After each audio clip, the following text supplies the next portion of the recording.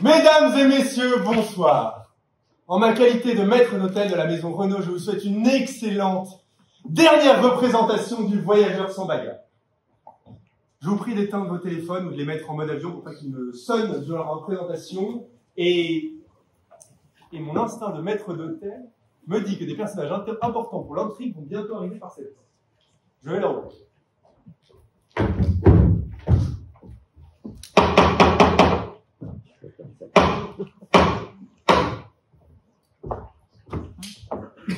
Qui dois-je annoncer, madame? La duchesse du Pont-du-Fort, maître Spar, avoué, et monsieur Gaston. Serions-nous obligés de lui donner ce nom-là jusqu'à nouvel ordre? Ah, eh bien, je prie madame la duchesse de bien vouloir m'excuser, mais monsieur et madame madame la duchesse était attendue par monsieur et madame au train de 11h50. Je vais prévenir de ce pas monsieur et madame de l'arrivée de madame la duchesse. Parfait, ce maître d'hôtel. Ah, mon petit Gaston, je suis follement heureuse. J'étais sûre que vous étiez le fils d'une excellente famille. Ne vous laissez pas emporter par l'enthousiasme. N'oubliez pas qu'en plus de ces Renaud, nous avons encore 5 autres familles à visiter. Oh non, mais quelque chose me dit que Gaston va reconnaître ses Renaud pour les siens. Il va retrouver dans cette maison l'atmosphère de son passé. Quelque chose me dit que c'est ici qu'il va retrouver sa mémoire. C'est un instant de femme qui m'a rarement trompé. Alors?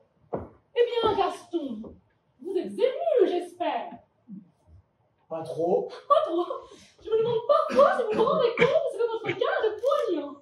Madame la duchesse. Non, rien de ce que vous pourrez dire ne m'enlèvera cette idée de la tête. Vous ne vous rendez pas compte. Allons, avouez que vous ne vous rendez pas compte. Vous n'êtes pas très bien, madame la duchesse. Vous êtes tout de moins un garçon charmant et qui sait reconnaître ses erreurs. Cela, je ne cesse de le répéter. Il ne reste pas moins que votre désinvolture, votre insouciance sont extrêmement blâmables. N'est-ce pas, Uspar? Oh, mon Dieu. Si, il faut me soutenir, voyons, et lui faire comprendre qu'il doit être ému. Gaston, Madame la duchesse? êtes-vous de pierre? De pierre. Avez-vous le cœur plus solide que le roc? Je ne crois pas, madame la duchesse. Excellente réponse. Moi non plus, je ne crois pas. Pourtant, pour un observateur moins averti que nous, votre conjecture serait croire que vous êtes un homme de marbre. Ah. Vous ne saisissez peut-être pas la gravité de ce que je vous dis. Je vous dis parfois que je parle à un amnésique et qu'il y a des mots que vous avez pu ne pas réapprendre durant 18 années. Savez-vous ce que c'est que du marbre? La pierre? C'est exact. Mais savez-vous encore quelle sorte de pierre? La pierre la plus dure, Gaston. Vous m'entendez? Oui. Et cela ne vous fait rien que je compare votre cœur à la pierre la plus dure? Ben non. Ça me fait plutôt rigoler. Vous entendez, Uspar? C'est un enfant. Il n'y a plus d'enfant, c'est un ingrat. Ainsi, vous êtes un des cas les plus troublants de la psychiatrie, une énigme les plus angoissantes de la Grande Guerre, et cela vous fait rire. Vous êtes, comme l'a dit très justement un journaliste de talent, le soldat inconnu vivant. Et cela vous fait rire, vous êtes donc incapable de respect, Gaston. Mais puisque Je ça... ne dis rien que vous fâcheriez. Uspar, comment le trouvez-vous? Oh, lui-même... indifférent. Indifférent, c'est le mot. Je l'avais sur le bout de la langue durant 8 jours sans pouvoir le dire. Indifférent. Mais c'est pourtant son sang qui se joue, que diable! Ce n'est pas nous qui avons perdu notre mémoire, ce n'est pas nous qui recherchons notre famille, n'est-ce pas? Certainement non. Alors? Vous avez encore les illusions d'une femme. Voilà des années qu'il oppose cette inertie à toutes nos tentatives. Il est impardonnable, en tout cas, de ne pas reconnaître le mal que mon neveu se donne pour lui. Si vous saviez avec quel dévouement il le soigne, quel cœur il met à cette tâche. Il ne vous a pas confié l'événement avant votre départ? Quel élément? Mais que vous avez bien vu, mon petit Albert. Ah non, le docteur Gibelin n'était malheureusement pas à l'asile lorsque je suis passé prendre les dossiers de Gaston et je n'ai pas pu l'attendre. Mais que me dites-vous, maître? Vous n'avez pas vu mon petit Albert? Oh, vous ne savez donc pas la nouvelle. Quelle nouvelle? Au dernier abcès de fixation qu'il lui a fait, il est parvenu à le faire parler dans son délire. Oh, il n'a pas dit grand-chose. Il a dit foutriquet. Foutriquet. Foutriquet, oui. C'est deux choses, mais ce qu'il y a d'intéressant avec ce mot, c'est que c'est un mot qu'éveillé, personne ne se souvient de l'avoir entendu dire, et que personne ne se souvient avoir prononcé devant lui un mot qui a de toutes ses chances d'appartenir à son passé. Foutriquet. Foutriquet. C'est un petit indice, certes, mais c'est déjà quelque chose. Son passé n'est plus un trou noir. Qui sait si ce foutriquet-là ne nous mettra pas sur la voie? Un juron familier, que sais-je? Le surnom d'un ami, peut-être. Nous avons une piste désormais. Foutriquet. Quand mon petit Albert est venu m'annoncer le résultat inespéré, il est entré en criant: Tante, tante, on m'avait dit un mot de son passé, c'est un juron. Oh, mais je tremblais, mon cher. J'appréhendais une ordure. Un garçon si charmant. Je serais désolée qu'il ait fait l'extraction basse. Oh, ce serait bien la peine. Que mon petit Albert ait passé ses nuits, il en a maigri, le cher enfant, à l'interroger et lui faire des accès à la presse. Tout ça pour que le guerrier se réveille, retrouve sa mémoire. Et nous jusqu'avant la guerre, ça nous a oublié ma soie. Non, non, maître. Je suis une romanesque. Je pense que le malade de mon neveu est un homme extrêmement connu. Un auteur dramatique. Un grand auteur dramatique. Un grand auteur dramatique, c'est peu probable, on l'aurait déjà reconnu. Des photographies de toutes mauvaises à l'époque. Et puis, d'ailleurs, une telle épreuve, n'est-ce pas? Je ne me rappelle d'ailleurs pas avoir entendu dire qu'un grand auteur dramatique était porté disparu à la lit dans les hostilités. Vous savez, ces gens-là notifient dans les magazines leur moindre déplacement. Alors, à plus forte raison, leur disparition. Vous êtes cruel, mais vous ne m'enlèverez pas de la tête que Gaston est un homme de race. Regardez l'allure qu'il a dans ce costume. Il était habillé par le tailleur d'Albert. En effet, je me disais, je ne reconnais pas le costume de l'asile. Vous ne pensez tout de même pas que puisque j'avais décidé de le loger moi-même au château et de promener chez les 4 ou 5 familles qui le réclament le malade de mon neveu, que j'allais le supporter vêtu de pilonnerie. Ouais. Excellente idée d'ailleurs, ces confrontations à domicile. N'est-ce pas? Mon petit Albert l'a dit dès qu'il l'a prise en charge. Ce qu'il faut pour qu'il retrouve son passé, c'est le confronter à l'atmosphère même de ce passé. De là à le promener chez des familles fournissant les preuves les plus troublantes, il n'y a qu'un pas, mais Gaston n'est pas son unique malade. Il ne pouvait être question pour mon petit Albert de s'absenter le temps des confrontations. Demander un crédit au ministère pour organiser un contrôle sérieux. C'est comme ces gens-là sont chiches. Alors, qu'auriez-vous fait à ma place? J'ai répondu: présente, comme en 1914. Admirable exemple. Quand je pense que j'étais du docteur Bonfant, les familles venaient en vrac tous les lundis à l'asile, voyaient quelques minutes chacune, et se retournaient par le premier train. Qui retrouverait ses pères et mères dans des conditions pareilles? Je vous le demande, non. Le docteur Bonfant est mort. C'est bien. Nous avons le devoir de nous taire, mais le moins que l'on pourrait dire, si le silence au-dessus d'une tombe n'était pas sacré, c'était que c'était une mazette et un criminel. Oh, un Ne criminel. mettez pas hors de moi. Je voudrais qu'il ne fût pas mort pour lui jeter ce mot à la face. Un criminel, c'est de sa faute si ce malheureux se traîne dans les asiles depuis 1918. Quand je pense qu'il a gardé à Pont-au-Pont pendant 15 ans, sans lui faire dire un seul mot, et que mon petit Albert, qui ne l'a que depuis 3 mois, lui a déjà fait dire foutriquet. Je suis confondu, maître. C'est un très grand psychiatre que mon petit Albert. Oui, et un charmant jeune homme. Le bon enfant, avec lui, heureusement, tout est sur le point de changer. Expertise graphologique, analyse chimique, confrontation, enquête policière, rien de ce qui est humainement possible ne sera épargné pour que son malade retrouve les siens. Côté clinique également, mon petit Albert est décidé à le soigner par les méthodes les plus modernes. Songez qu'il lui a déjà fait 17 abcès de fixation. 17, mais c'est énorme. C'est énorme et extrêmement courageux. Il faut bien le dire, c'est risqué. Et Gaston dans tout ça. Mais de quoi pourrait-il se plaindre? Tout est pour son bien. Il aura le derrière comme une écumoire, sans doute, mais il retrouvera son passé. Et notre passé, c'est le meilleur de nous-mêmes. Quel homme de cœur hésiterait entre son passé et la peau de son derrière? La question ne se pose pas. N'est-ce pas, Gaston? chirurgien, après ton année gâchée avec le docteur Bonfant, de tout mettre en œuvre pour vous rendre à votre passé. Très reconnaissant, madame la duchesse. Je ne lui fais pas dire.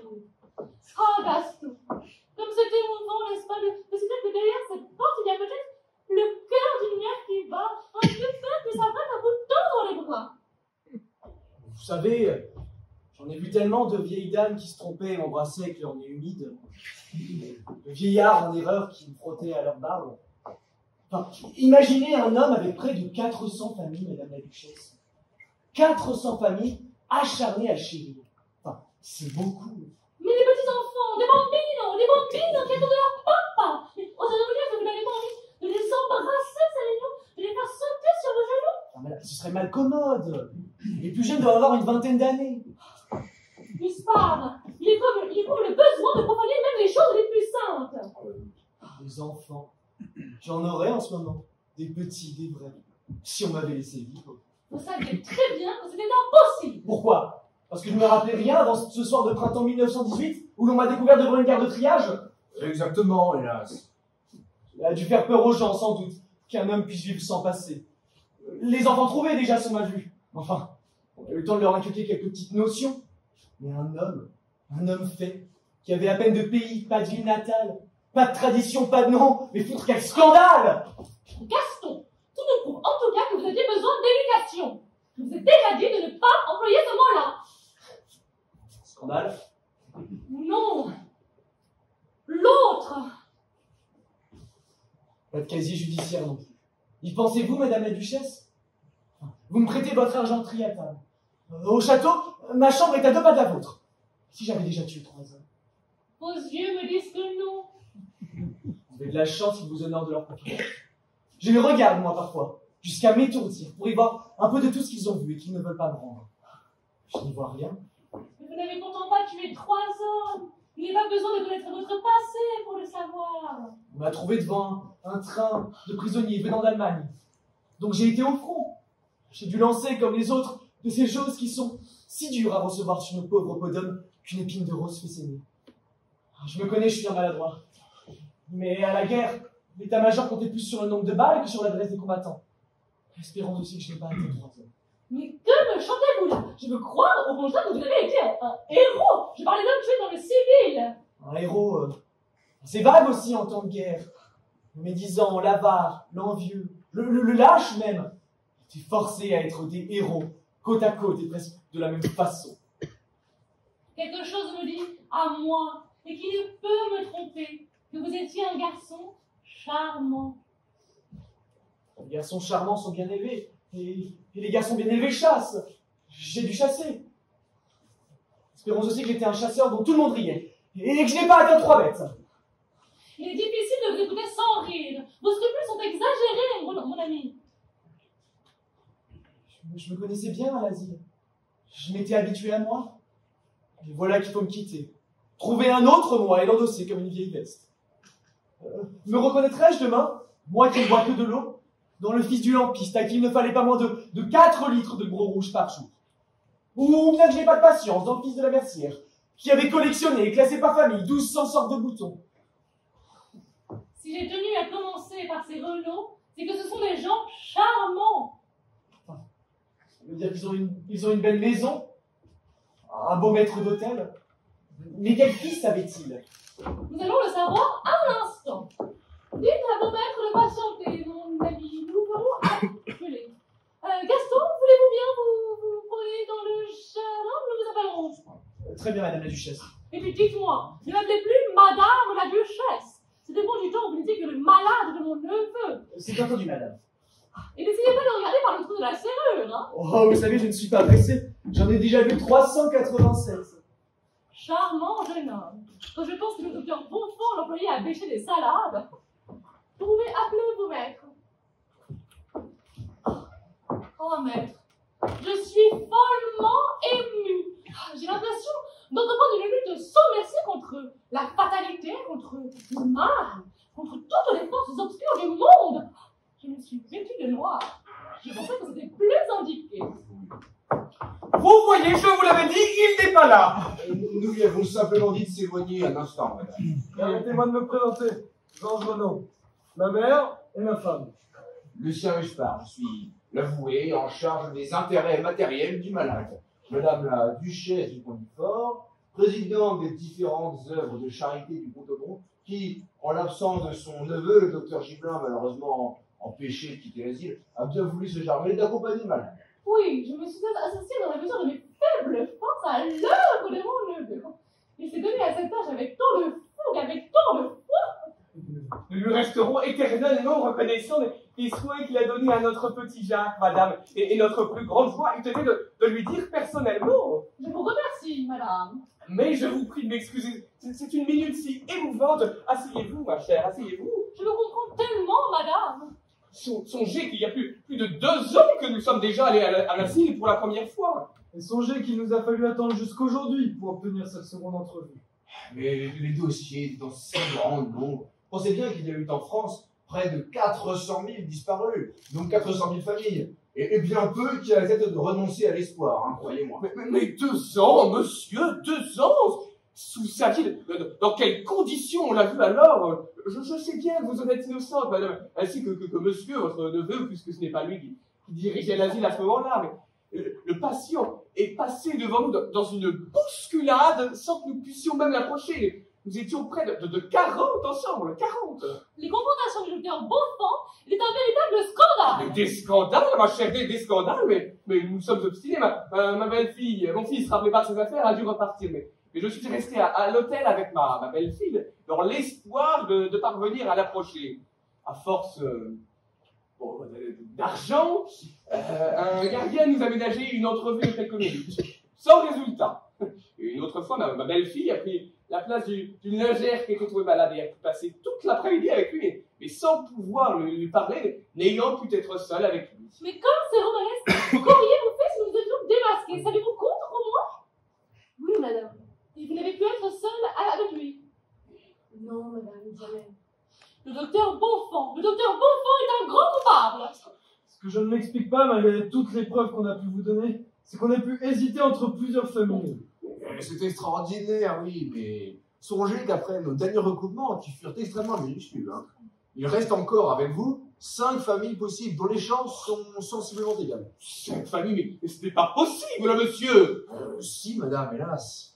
Les familles Beaugrand, Grégou, Dupont, Le Gros Pâtre et Madansart. Mais songez que si j'ai tenu à commencer par vous, c'est que vous avez toute ma sympathie. Je vous en remercie, madame. Ne me remerciez pas, je vous le dis comme je le pense. Votre lettre m'a dès l'abord donné l'impression que vous étiez des gens charmants. Impression que cette rencontre confirme en tout point.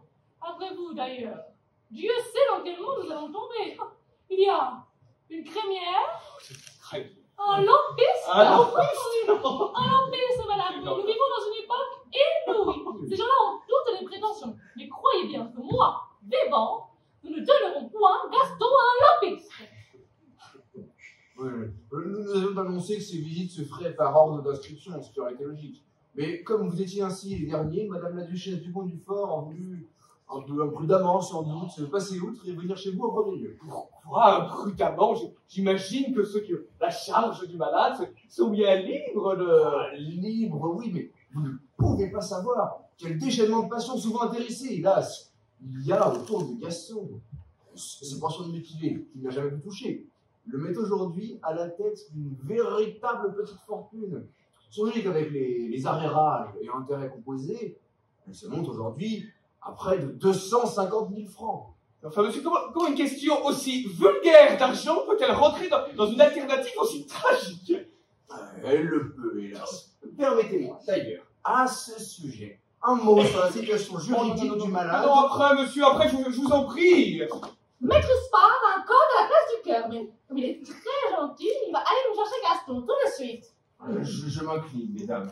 Je vous demanderai simplement de ne pas crier, de ne pas vous jeter à sa rencontre. Ces expériences se sont renouvelées tant de fois et le maître dans un état nerveux extrêmement pénible. Tout ce que vous voudrez, monsieur. Vous devez avoir une hâte immense de le revoir. Une mère ne peut guère avoir un autre sentiment, madame. Oh, je suis émue pour vous. Vous connaissiez également notre malade, ou celui que vous pensez être notre malade, n'est-ce pas? Oui, madame, je vous ai dit que je l'avais vu à l'asile. Oh, c'est juste celui-là étourdi. Georges, mon fils aîné, a épousé Valentine quand elle était encore toute jeune. Oh. Ses enfants étaient de vrais camarades. Ils s'aimaient beaucoup, n'est-ce pas, mon Georges? Beaucoup, mère. Je vous en prie, comme une sœur, n'est-ce pas? Oui, certainement, madame. Je vais être follement heureuse de le revoir. Très heureuse. Comme une sœur. Je suis une romanesque. J'avais rêvé, vous le direz, qu'une femme qui l'aurait aimé passionnément serait là pour le reconnaître et lui donner un baiser d'amour. Le premier au sortir de cette tombe. Je vois que ça ne sera pas. Non, madame, ce ne sera pas. Tant pis pour mon beau rêve. Mais comme Maître Spar est long, votre parc est si grand et il est un peu myope. Je gâche qu'il s'est perdu. Pourquoi me regardez-vous ainsi? Vous n'allez pas me jeter des coups d'œil comme ça à chaque phrase de cette vieille toquée. En vous pardonnant, j'ai tout oublié. Oh, ma bonne petite Valentine. Regarde, Georges, elle est toute émue. Oh, c'est bien de se souvenir comme ça de notre petit Jacques, n'est-ce pas, Georges? Oui, mère. J'en étais sûre. Vous ne l'avez pas trouvé? Si, mais j'ai pas osé le déranger. Mais qu'est-ce à dire? Que faisait-il? Bien, il était en arrêt devant une statue. Une vieille chasseresse avec un banc circulaire au fond du parc? Eh oui, exactement. Tenez, on l'aperçoit d'ici. Eh bien, qu'est-ce que cela veut dire? Nous brûlons, mon cher, nous brûlons. Je ne sais pas, je crois qu'il aimait beaucoup cette statue. Mais c'est passionnant, c'est passionnant. Vous m'étonnez, ma petite Valentine. Cette statue faisait partie de l'ancienne propriété de Monsieur du Banton. Nous avions certes racheté ces terres du temps de Jacques, mais les murs n'ont été abattus qu'après la guerre. Je ne sais pas, vous devez avoir raison. Bon, écoutez, je n'avais pas osé le déranger avant de savoir si ce détail peut être significatif. Mais puisqu'il ne l'est pas, je vais le chercher. C'est ici que vous vous rencontriez? Je ne sais pas ce que vous voulez dire. Madame, malgré votre émotion légitime, je vous conjure de rester impassible. Je ferai tout mon possible, madame.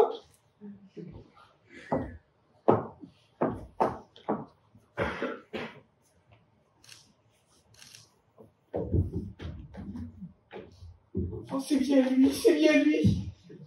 Gaston, je vous conjure de ne bien regarder que tous les visages, de ne faire attention à rien, de aucun autre détail, laissez-vous aller sans effort.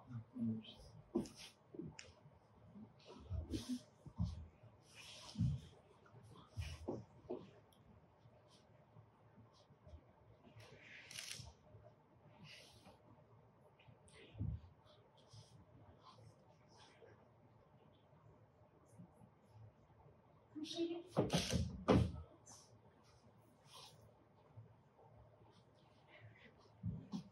Je suis navré.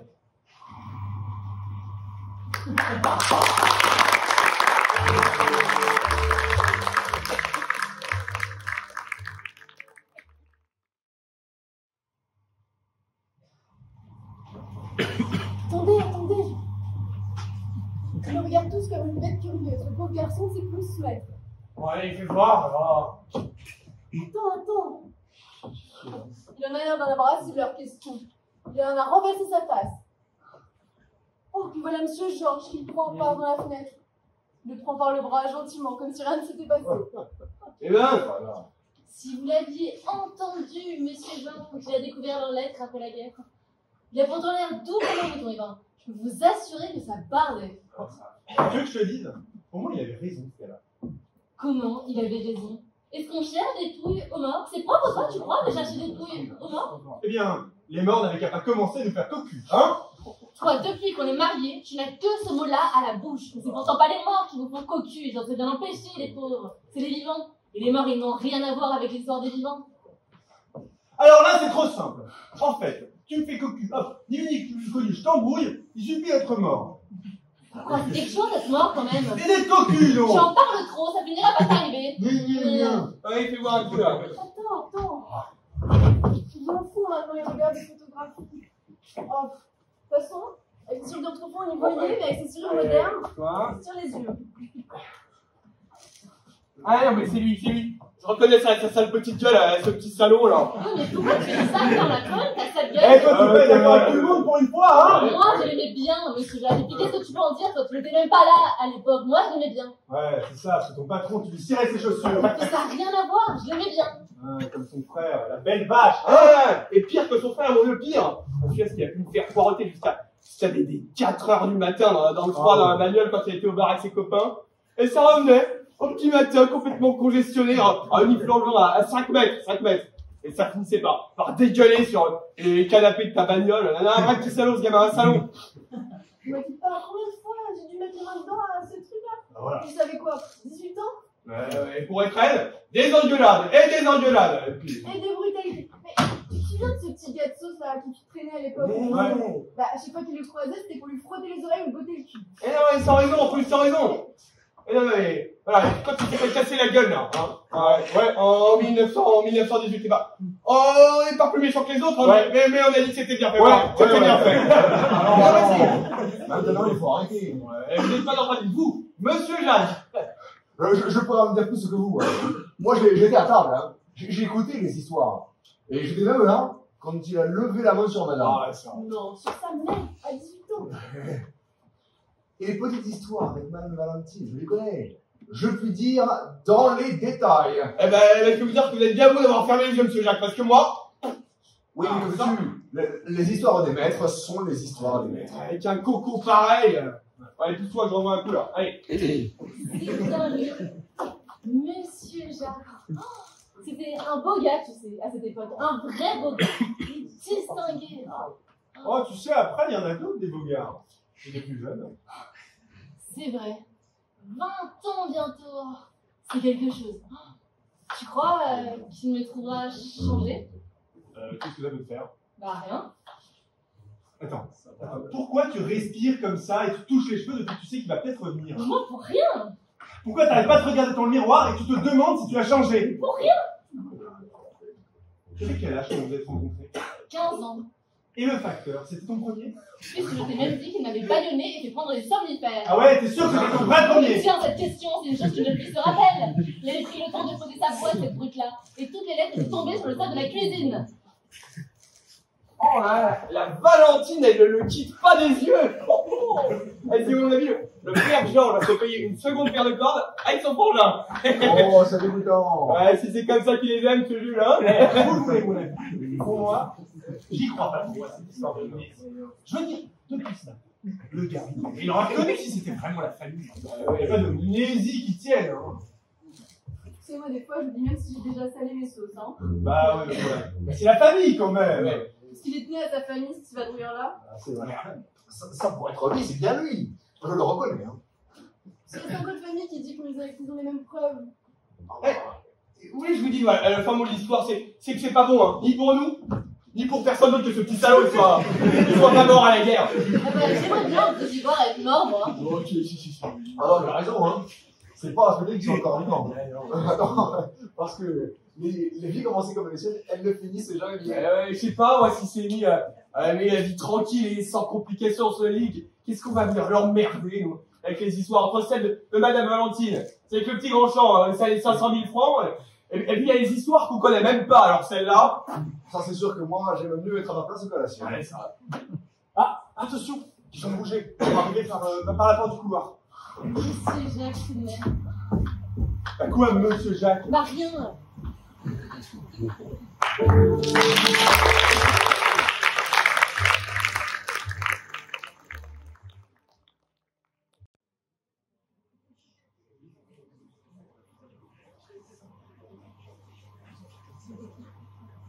Alors, pardon, je vous précède. Alors, là, tu vois, c'est le couloir que tu prenais pour aller jusqu'à ta chambre.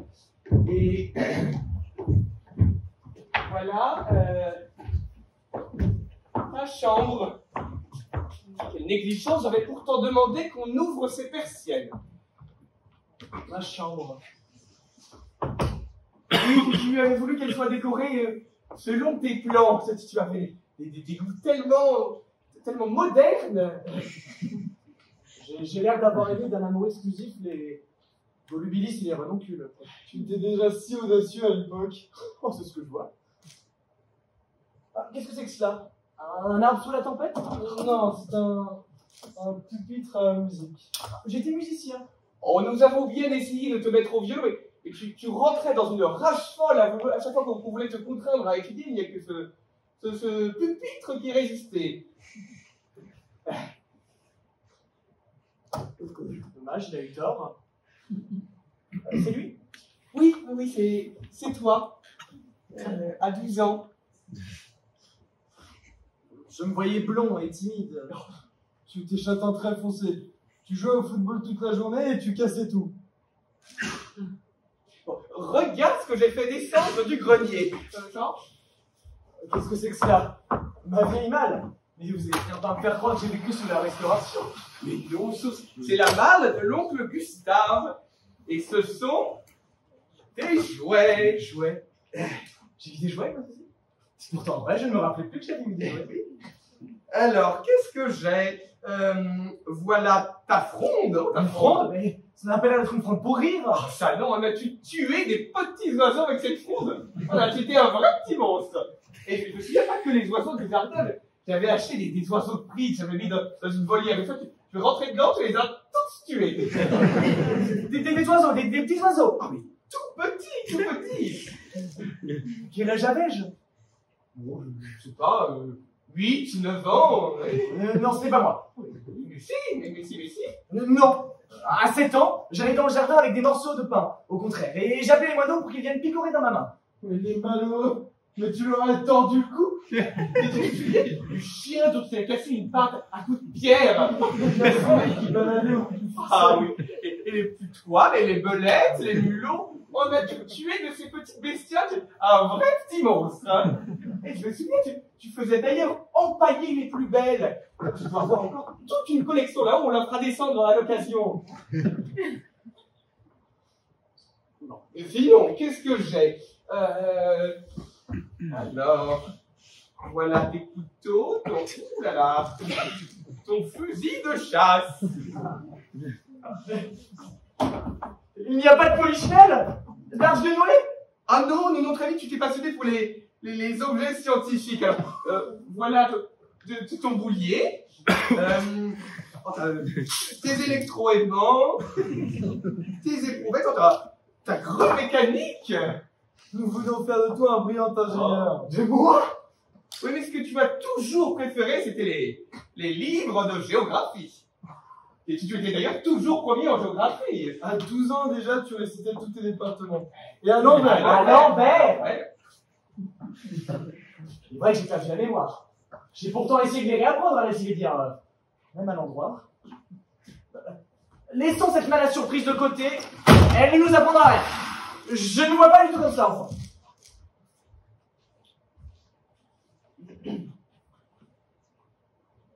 Il avait un ami, ce garçon. Un autre garçon qui ne le quittait pas et avec lequel il échangeait ses problèmes et ses timbres-poste. Mais naturellement, tu penses bien entre le collège et le patronat, tu avais beaucoup de camarades, tu sais. Oui, pas des camarades. Un ami, vous voyez. Avant de vous demander quelles femmes ont été les miennes. Bon, enfin, chaque truc est si jeune à l'époque. Je vous demanderai quand même. Hein. Et avant tout, il me semble beaucoup plus urgent de vous demander quel ami a été le mien. Je sais pas, tu pourras voir leurs photos sur les groupes du collège. Et puis après, il y a eu les amis avec lesquels tu sortais le soir. Alors cela... Oui, mais celui avec lequel je préférais sortir. Celui à qui je racontais tout. Je sais pas, tu préférais personne, tu sais. Hein. Votre fils n'avait donc pas d'amis? Dommage. Je veux dire, c'est dommage si nous découvrons que c'est moi. Vous voyez, je crois qu'on ne peut rien trouver de plus rassurant quand on est devenu un homme que le reflet de son enfance dans le regard d'un ancien petit garçon. C'est même de cet ami imaginaire que j'espérais retrouver la mémoire, comme un service tout naturel. C'est-à-dire que un ami, tu en as bien eu un, que tu aimais beaucoup. Tu l'as gardé jusqu'à 17 ans, mais nous ne voulions pas t'en parler, c'est une histoire si pénible. Mais il est mort? Non, il n'est pas mort. Mais vous êtes quittés. Vous êtes fâchés définitivement. Définitivement. À 17 ans. Et vous avez su le motif de cette brouille? Vaguement. D'accord. Et ni votre frère, ni ce garçon n'ont cherché à se revoir depuis. Mais tu oublies qu'il y a eu la guerre, Jacques.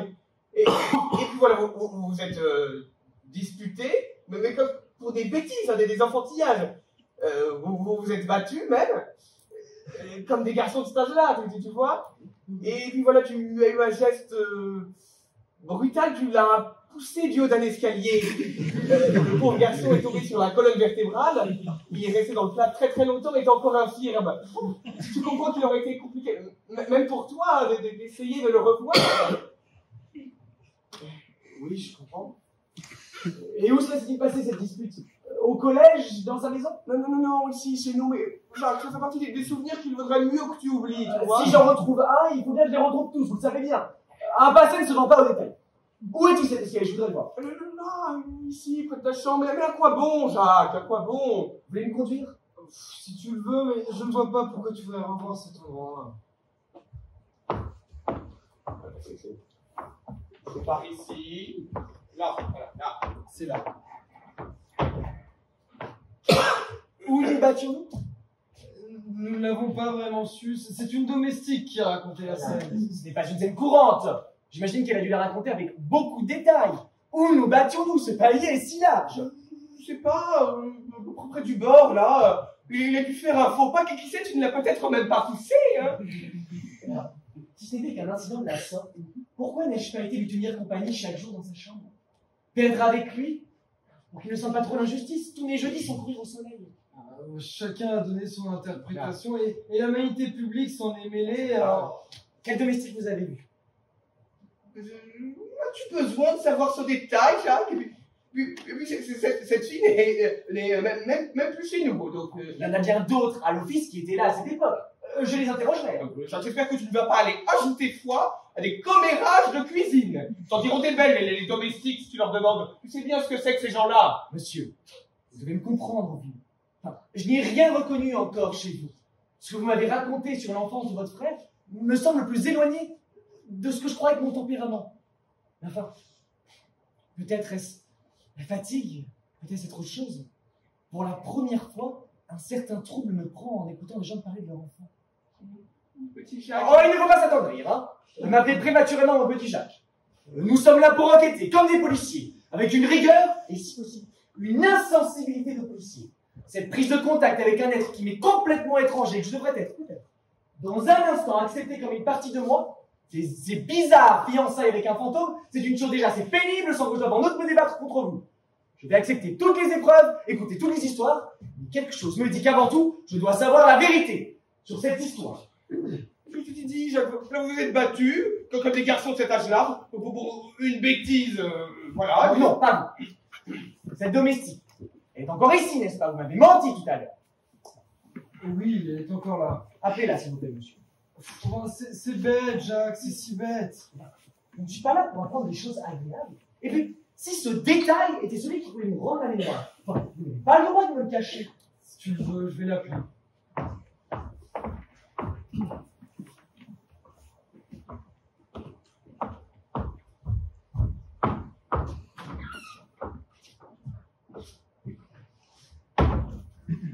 Tu trembles, Jacques, tu ne vas pas être malade au moins. Je tremble.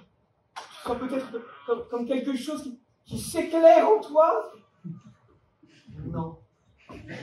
Bien que la nuit. La nuit la plus obscure. Mais pourquoi trembles-tu alors? C'est bête, mais entre des milliers de souvenirs, c'est celui d'un ami que j'appelais avec le plus de tendresse. J'ai tout échafaudé sur cet ami imaginaire. Nos promenades passionnées, les livres que nous avions découverts ensemble. Une fille qui l'avait aimé en même temps que moi et que je lui avais sacrifié. Et même, vous allez rire, que je lui avais sauvé la vie un jour en bas. Alors, n'est-ce pas? Si je suis votre fils, il va falloir que je m'habitue à une vérité tellement loin de mon rêve. Madame a sonné. Oui, Juliette, Monsieur Jacques voudrait vous poser quelques questions. À moi? Oui, à vous. Et il voudrait vous interroger sur ce malheureux incident de Marcel Branchon il y a quelques années. Mais vous connaissez la vérité, ma fille. savez que si Monsieur Jacques a pu avoir un geste brutal, il ne pouvait en aucun cas avoir une pensée Ne criminelle. me dites rien, s'il vous plaît. Où étiez-vous, mademoiselle, lorsque l'accident s'est produit? Sur ce palier, avec ces messieurs, monsieur Jacques. On ne m'avait pas encore, monsieur Jacques. Comment a commencé cette dispute? Eh bien, c'est-à-dire... Seriez-vous assez gentil pour me laisser seul avec elle? Je sens que vous la gênez. Je ferai tout ce que tu veux si tu peux nous revenir, mon petit Jacques. Je vous rappelle.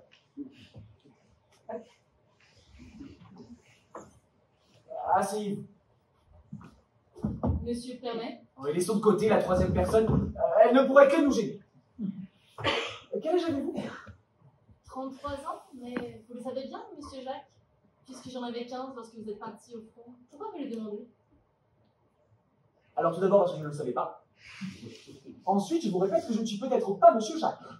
Oh si, moi je vous reconnais bien. Vous l'avez bien connu?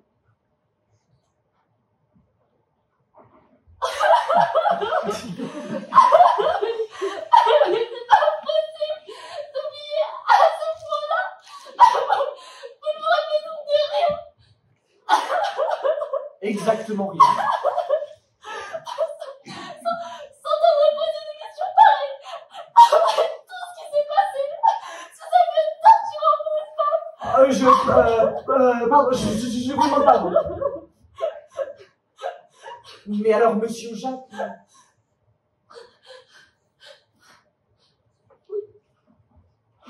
Je vous demande pardon. Quel âge aviez-vous? 15 ans, c'était mon premier. 15 ans. Et lui, 17. Mais c'est très gentil, cette histoire. Enfin, c'est la première chose un peu sympathique que j'apprenne de lui. Et ça a duré longtemps. Jusqu'à ce qu'il parte. Et moi qui ai tant cherché le visage de ma bonne amie, eh bien, elle était charmante. Charmante peut-être, mais elle n'était pas la seule. Ah, Ah non. non, ça non plus, c'était pas tellement antipathique. Bon, peut-être ça drôle, mais avouez tout de même que pour une femme, Pour une femme, bien sûr. c'est dur pour une femme de se sentir bafouée dans son douloureux amour. Dans son dos, bien sûr. Je n'étais qu'une petite bonne de rien du tout, mais ça ne m'a pas empêché de la voir jusqu'à la nuit. Cette atroce douleur de l'amante outragée. Bien sûr. Vous n'avez pas lu Violer le soir de son mariage? Non. Vous devriez. Vous verrez, il y a une situation presque similaire. L'infâme séducteur de Bertrand s'en va lui aussi, en Amérique, oui, rejoindre son oncle riche et tout ceci. Et c'est là qu'elle lui dit qu'elle a bu jusqu'à la lit cette atroce douleur de l'amante outragée. Ah, c'est une phrase du livre. Oui, mais elle s'appliquait tellement bien à moi. Bien sûr. Et il vous aimait beaucoup, monsieur Jacques? Passionnément. D'ailleurs, c'est bien simple. Il a dit qu'il se tuerait pour moi. Wow. Comment êtes-vous devenue sa maîtresse? Oh, c'était le second jour que je travaillais à la maison. Je faisais sa chambre et il m'a poussée sur le lit. Oh, moi, je rigolais comme une idiote, forcément à cet âge-là. Et puis, ça s'est passé comme qui dirait, malgré moi.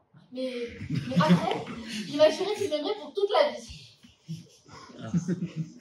Tout drôle de monsieur Jacques. Pourquoi drôle?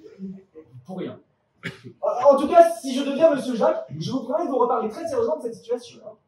Vous savez, moi, je ne demande pas réparation. Je suis mariée maintenant. Tout de même. Mais je fais l'école buissonnière et je ne serai pas reçu à mon examen. Revenons à cette horrible histoire qu'il serait si agréable de ne pas savoir et qu'il faut que j'apprenne de bout en bout. Ah oui, la bataille avec monsieur Marcel. Précisément. Vous étiez présente? Oui, j'étais présente. Vous avez vu la naissance de leur dispute? Oui. Alors vous allez pouvoir me dire pour quelle étrange folie ils se sont battus si sauvagement. Mais comment une étrange folie? Mais c'est pour moi qu'ils se battaient. C'est pour vous? Mais oui, c'est pour moi, ça vous étonne? C'est pour vous? C'est pour moi. Non. J'étais la maîtresse de monsieur Jacques. Je vous le dis à vous, puisqu'il faut bien que vous le sachiez, mais pas de gaffe. Hein. Je ne tiens pas à perdre ma place pour une histoire d'il y a 20 ans.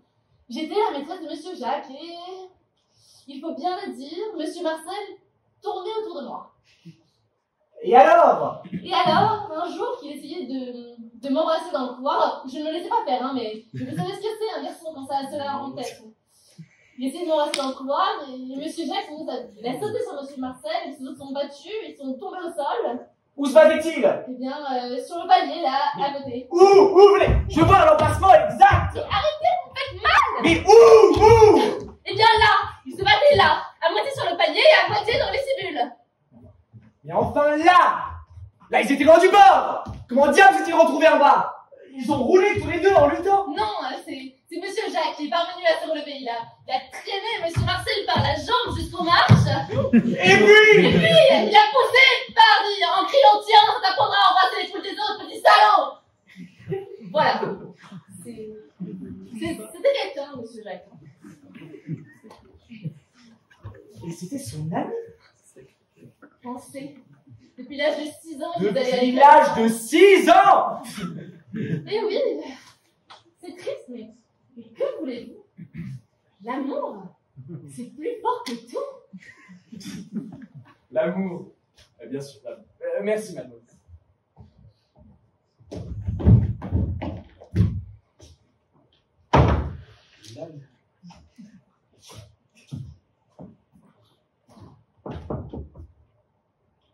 Je me suis permis de revenir.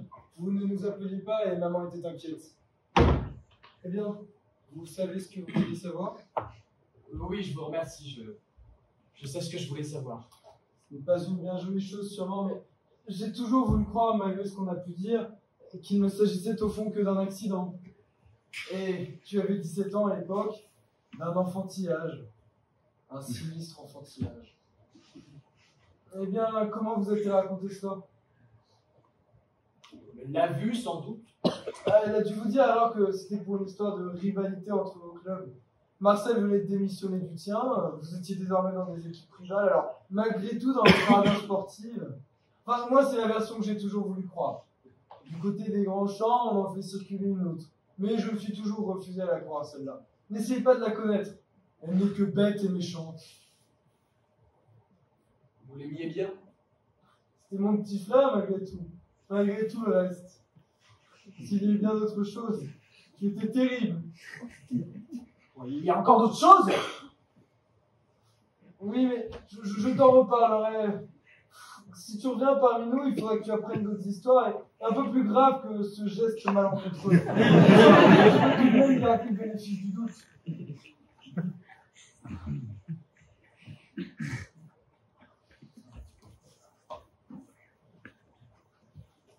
Tu es un enfant, que veux-tu?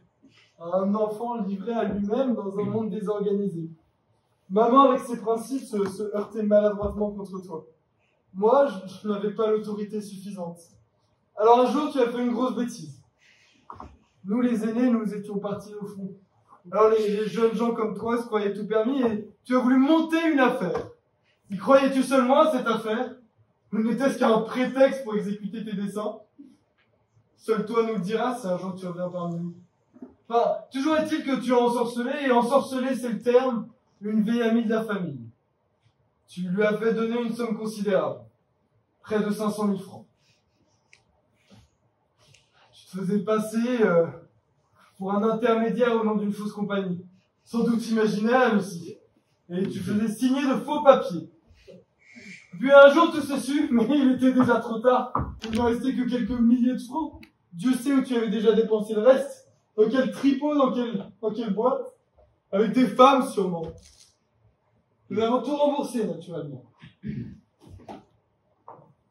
La joie avec laquelle vous vous apprêtez à voir revenir votre frère est admirable. C'est encore que tu me le crois, Jacques. Comment, il y a autre chose? Nous en parlerons une autre fois. Pourquoi une autre fois? Cela vaut mieux, je vais chercher maman, elle doit s'inquiéter. Vous pouvez me parler, vous savez? Je suis presque sûr de n'être pas votre frère. Vous lui ressemblez beaucoup pourtant. C'est bien son visage. Comme si une tourmente était passée sur lui. 18 ans. Le vôtre aussi, sans doute. Quoique je n'ai pas l'honneur de me le rappeler sans rides. Non, pas des rides, mais comme une usure. Une usure qui, au lieu de raviner, de durcir, aurait poli, adouci. C'est comme si une tourmente de gentillesse et de tendresse était passée sur son visage. Oui, il y a beaucoup de chances, je comprends à présent, pour que le visage de monsieur votre frère n'ait pas été particulièrement empreint de douceur. Vous vous trompez. Il était dur, oui, léger, inconstant, mais moi je l'aimais bien après tout, mais avec tous ses défauts. Il était plus beau que moi. Pas plus intelligent, sans doute, enfin, de l'intelligence qu'il faut dans les concours et au collège, mais plus sensible, plus brillant sûrement, plus séduisant. Il a même eu pour moi, à sortir de l'enfance, cette tendresse reconnaissante qui me touchait beaucoup. C'est pourquoi ça a été si dur quand j'ai appris. Je l'ai détesté. Je l'ai détesté, oui, mais très vite, je n'ai plus su lui en vouloir. Mais de quoi? De quoi? Est-ce toi, Jacques? J'ai beau me dire que tu étais jeune et que tu étais si faible au fond comme tous les violents. J'ai beau me dire que tout est facile pour de belles lèvres un soir d'été avant de partir au front. J'ai beau me dire que j'étais loin et qu'elle aussi était toute petite. Je vous suis mal. Il vous a pris une femme? Votre femme? Oh le salaud! C'est peut-être vous? C'est Georges que vous vous appelez? Oui. Georges. Jacques? Excusez-moi, je dois m'en aller.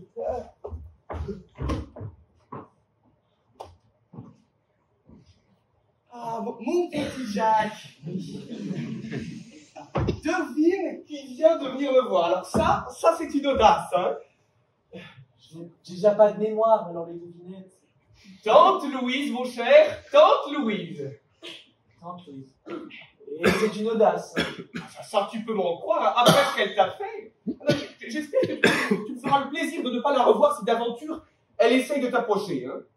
Alors, elle s'est comportée d'une façon... Et puis d'ailleurs, tu sais, tu ne l'aimais pas, hein. Bon, s'il y a quelqu'un dans la famille que tu détestais vraiment, alors tu éprouvais pour lui une véritable haine. C'est bien ton cousin Jules. J'ai donc une haine que je ne savais pas. Pour ton cousin Jules, tu ne sais pas ce qu'il t'a fait. Le petit gardement t'a dénoncé au concours général parce que tu avais sur toi une table de logarithmes. Nous avons su beaucoup plus tard que c'est lui qui t'avait dénoncé.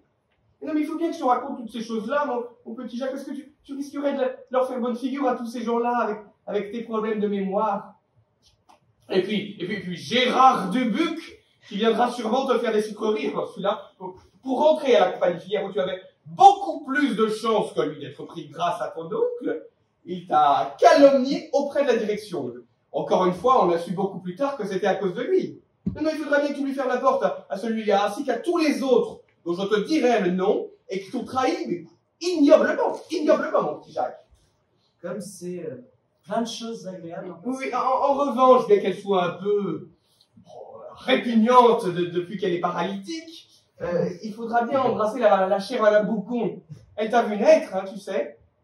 Je ne crois pas que ce soit une raison suffisante. Et puis tu sais, elle t'a soigné pendant que tu avais ta pneumonie et que j'étais malade en même temps que toi. Elle t'a sauvé, hein, mon petit, elle t'a sauvé. C'est vrai. Et à la reconnaissance, je n'y pensais plus à celle-là. Des obligations, des haines, des blessures. Enfin, qu'est-ce que je croyais donc que c'était des souvenirs? Non, c'est juste. J'oubliais les remords. Mais j'ai un passé complet maintenant.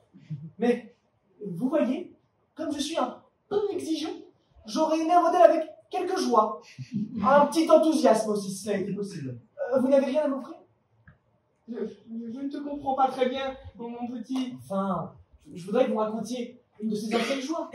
Mes haines, mes remords ne m'ont rien appris pour l'instant. Dites-moi une des joies de votre fils, que je vois comment elles sonnent en moi. Mais des joies, tu en as eu beaucoup, tu sais, tu étais un enfant tellement gâté. Eh bien, je voudrais. Eh bien... c'est embêtant quand on doit choisir comme ça, on ne sait que prendre. Mais... Dis au hasard. À 12 ans, tiens, à 12 ans. Non. Une joie d'homme. Les autres sont trop loin. Que tes joies d'homme, tu ne me les disais pas beaucoup, tu sais. Un si grand garçon. Oh, tu sortais tellement. Enfin, comme tous les garçons de cet âge-là, hein, mais vous étiez les rois à cette époque-là avec les amis. Vous alliez au bar, aux courses. Avec eux, des joies, tu en as eu, j'en suis sûr, mais c'est que avec moi, tu... Vous n'avez jamais vu votre fils joyeux, vous? Mais si, naturellement. Tiens, le jour de tes derniers prix, par exemple. Non, pas les prix. Parce que plus tard, entre le moment où j'ai posé mes livres de classe et celui où on m'a mis un fusil dans les mains. Alors, pendant ces quelques mois qui devaient être, sans que je n'en doute, toute ma vie d'homme. Je sais pas, je cherche, mais tu sais, tu sortais tellement, tu faisais tellement l'homme. Mais enfin, à 18 ans, si c'est aujourd'hui qu'on joue à l'homme, on est encore un enfant. Enfin, il y a bien eu un jour une fuite dans la salle de bain que personne ne pouvait arrêter. Un jour où la cuisinière a fait un barbarisme formidable, où nous avons rencontré un receveur de tramway connu. J'ai ri devant vous, j'ai été content d'un cadeau, d'un rayon de soleil. Je ne vous demande pas une joie débordante, hein. Une toute petite joie. Enfin, je n'étais pas neurasthénique. Bon, écoute, Jacques, j'aurais voulu te dire cela autrement, dans d'autres conditions, mais... Nous n'étions plus en très bons termes à cette époque-là. Voilà, nous sommes disputés, mais même pour des bêtises, hein, des enfantillages. Avec du recul, je suis sûr que ça va te paraître, mais c'est beaucoup plus grave que cela n'a été. Et voilà, à cette époque-là, précisément entre ton collège et ton régiment, nous adressions plus la parole. Ah? Non, mais pour des bêtises, hein, des bêtises. Et cela a duré longtemps, cette brouille? Presque un an. On fichera. Nous avions tout de l'endurance, hein? Et qui avait commencé? Oh, moi, si tu veux. Mais c'est bien de ta faute. Tu t'étais entêté stupidement. Quel entêtement de jeune homme a donc pu vous entraîner à ne pas parler à votre fils pendant un an? Écoute, Jacques, tu n'as jamais rien fait pour cesser cet état de fait. Rien. Mais enfin, quand je suis parti pour le front, nous nous sommes réconciliés. Vous ne m'avez pas laissé partir sans m'embrasser tout de même.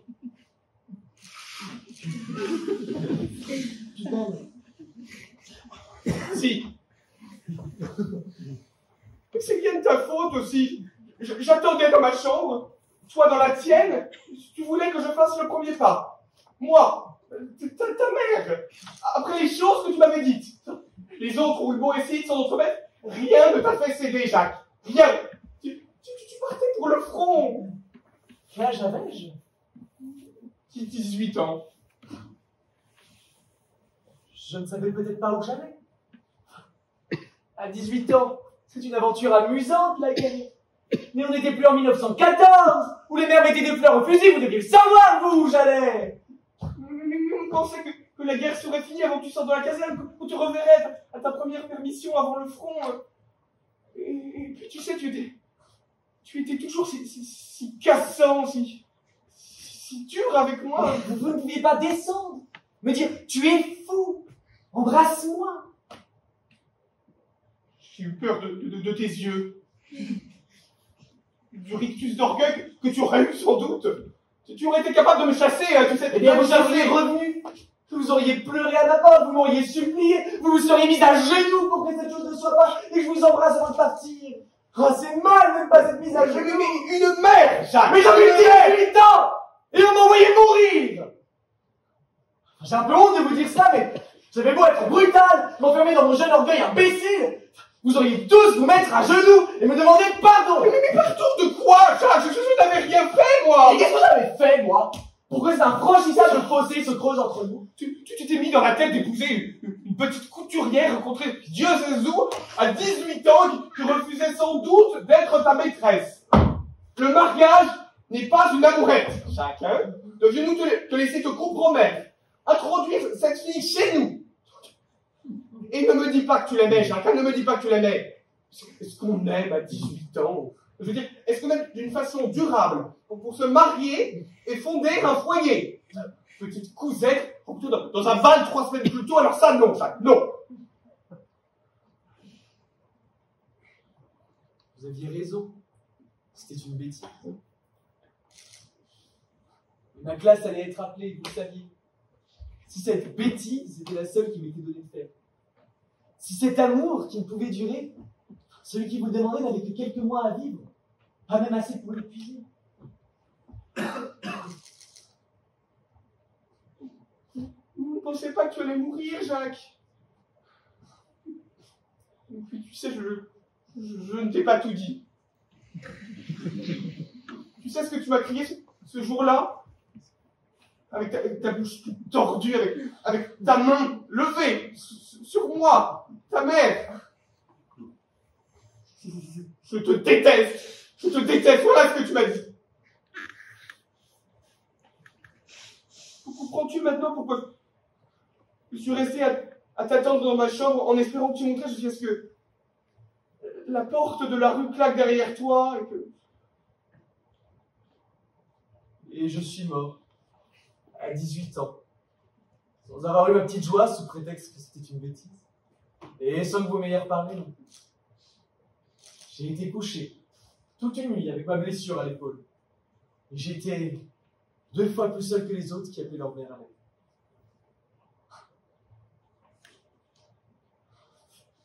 Vous avez raison, je vous déteste! Jacques! Qu'est-ce que tu as? Pardon. Je vous demande pardon. Je ne suis pas Jacques. Je ne reconnais rien ici de ce qui a été à lui. En vous écoutant parler, oui, pendant un moment, je me suis confondu à lui, je suis désolé. Mais un passé tout entier pour un homme sans mémoire, c'est trop lourd à endosser en une seule fois. Si je voulais lui faire plaisir, pas seulement lui faire plaisir, lui faire du bien, vous me le serriez pour partir dans mon asile. Je me plantais des salades, je cirais des parquets. Les jours passaient. Mais même après 18 ans, une autre moitié exactement de ma vie n'était pas parvenue, en s'ajoutant les uns aux autres, à créer cette chose dévorante que j'ai appelée un passé. Mais Jacques! Mais puis il ne m'appelle plus Jacques! Enfin, il a fait trop de choses, ce Jacques! Gaston sait bien. Quoique ce ne soit personne, je sais qui c'est.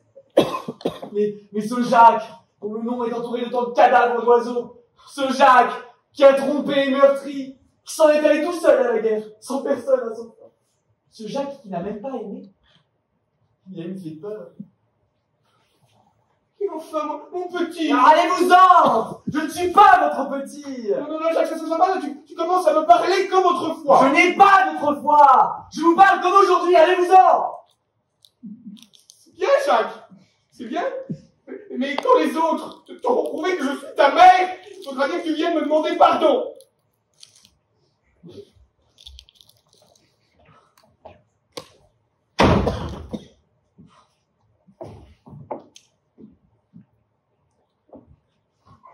Oh non! Vous dites qu'il n'a jamais aimé. Mais qu'en savez-vous, vous qui ne savez rien? Allez-vous-en, vous aussi! Pourquoi me parlez-vous ainsi? Qu'est-ce que vous avez? Mais allez-vous-en, je ne suis pas Jacques Renaud! Vous criez comme si vous en aviez peur. C'est un peu cela, oui. De la peur passe encore. Le nombre de Jacques est un nombre redoutable à endosser. Mais pourquoi de la haine contre moi? Je n'aime pas que vous veniez faire des sourires. Vous n'avez cessé de m'en faire depuis que je suis ici. Vous avez été sa maîtresse. Qui a osé le dire? Oh, votre mari. Eh bien, si vous êtes mon amant, si je vous retrouve et que je souhaite vous reprendre, c'est assez ridicule pour trouver cela mal. Enfin, vous parlez à une sorte de paysan du Danube. D'un drôle de Danube d'ailleurs, aux eaux noires et aux rives sans nom. Je suis un homme d'un certain âge, mais j'arrive frais et blonde. Vous n'avez peut-être pas si mal, après tout, de prendre la femme de son frère. D'un frère qui vous aimait, qui vous a fait du bien.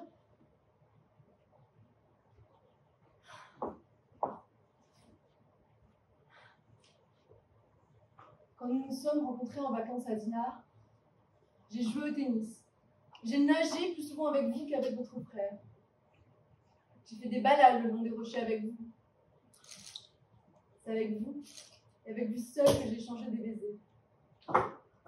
Et puis je suis allée à des parties de camarades chez votre mère ensuite. Et votre frère s'est mis à m'aimer. Mais c'était vous que je venais voir. C'est tout de même lui que vous avez épousé.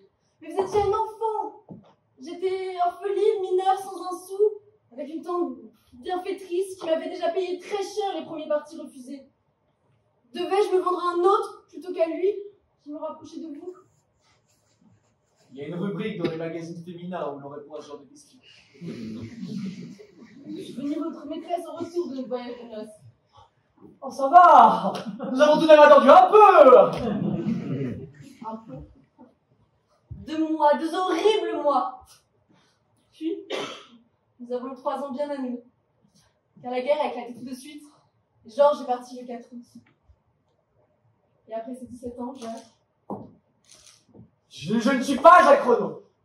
quand bien même, laissez-moi admirer le fantôme du seul homme que j'ai aimé.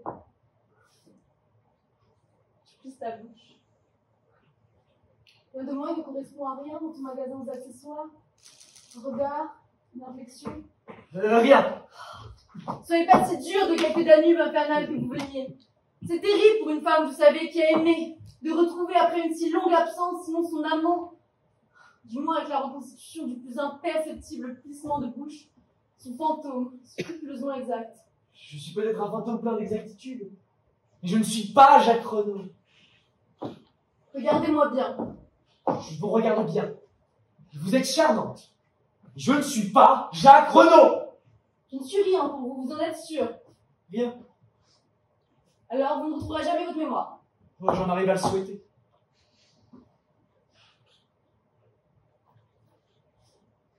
Pourquoi ne retrouverai-je jamais ma mémoire? Vous ne vous souvenez même pas des gens que vous avez vus il y a 2 ans. 2 ans. Une lingère en remplacement. Lingère en remplacement. Qui vous a raconté cela? Personne. J'avais, avec l'approbation de ma belle-mère d'ailleurs, adopté cette personnalité pour vous approcher librement. Alors regardez-moi bien, sauvez-moi. C'est vous la lingère qui n'est restée qu'un jour? Oui, c'est moi. Mais vous ne m'avez rien dit ce jour-là. Vous voulez, mais voyez-vous comme je crois à l'amour, à notre amour. J'espérais qu'en me prenant, vous retrouveriez la mémoire. Mais après, comme j'allais vous le rappeler, nous avons été interrompus. l'économe. Oui, l'économe. Mais vous n'avez pas crié partout que vous m'aviez reconnu. Mais si, mais nous étions pas tant familles à le faire. C'est vrai, suis-je bête. Tout le monde me reconnaît. Cela ne prouve rien que je suis Jacques Renaud. Vous vous en êtes souvenu de même de votre lingère et de son gros paquet de draps. Bien sûr, j'en suis souvenu. À part mon amnésie, j'ai beaucoup de mémoire. Vous voulez la reprendre dans vos bras, votre lingère? Attendons de savoir si je suis Jacques Renaud. Si vous êtes Jacques Renaud? Si je suis Jacques Renaud, alors je ne la reprendrai pour rien au monde. Je ne tiens pas à être l'amant de la femme de mon frère. Mais puisque vous l'avez déjà été. Il y a si longtemps. Enfin, j'ai été si malheureux depuis. Je suis lavé de ma jeunesse. Mais vous oubliez votre lingère. Si vous êtes Jacques Renaud, c'est il y a 2 ans que vous avez été l'amant de la femme de votre frère. Vous, bien vous, et pas un lointain petit jeune homme. Mais je ne suis pas Jacques Renaud. Écoute, Jacques, il va falloir que tu renonces à la merveilleuse simplicité de ta vie d'amnésie. Écoute, Jacques, il va falloir que tu t'acceptes. Toute notre vie avec notre belle morale et notre chère liberté, cela consiste en fin de compte à nous accepter tels que nous sommes. Ces 17 ans d'asile pendant lesquels tu t'es conservé si pur, c'est la durée exacte d'une adolescence, ton adolescence, qui prend fin aujourd'hui. Tu vas redevenir un homme maintenant, avec tout ce que cela comporte de tâches, de ratures, mais aussi de joie. Alors accepte-toi, Jacques. Accepte-moi. Si par quelques preuves je suis obligé, il faudra bien que je m'accepte. Mais je ne vous accepterai pas. Mais puisque c'est déjà fait depuis 2 ans déjà. Je ne prendrai pas la femme de mon frère. Mais quand laisseras-tu tes grands mots? Tu vas voir maintenant que tu vas être un homme. Aucun de tes nouveaux problèmes ne sera assez simple pour que tu puisses le résumer dans une formule.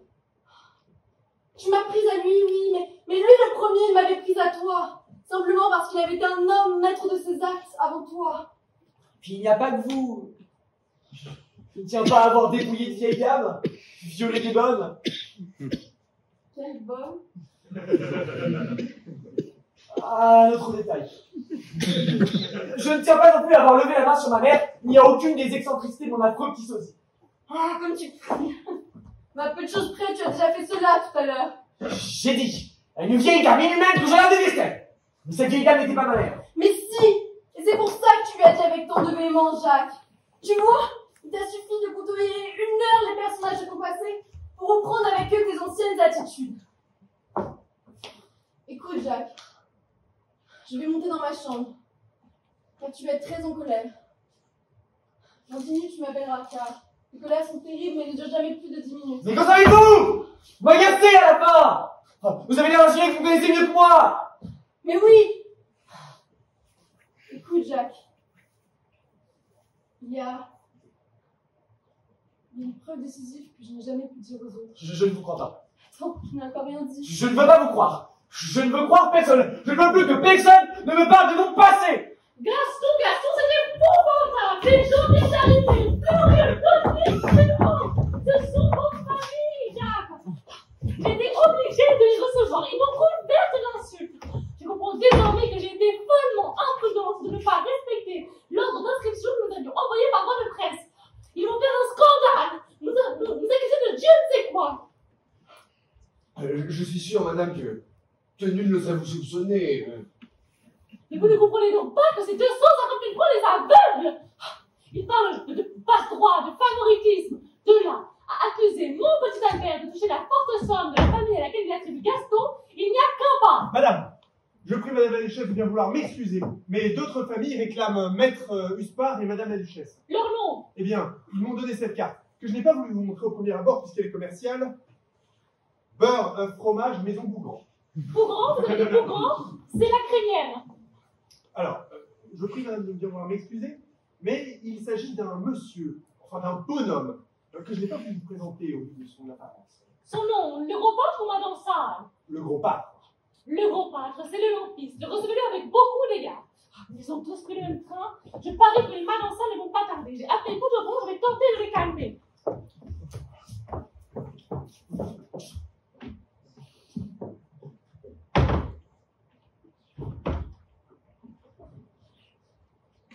Vous avez tous des preuves, des photographies ressemblantes, des souvenirs précis comme des crimes. Je vous écoute tous. Et je sens surgir derrière moi peu à peu un être hybride, où il y a un peu de chacun de vos fils et rien de moi.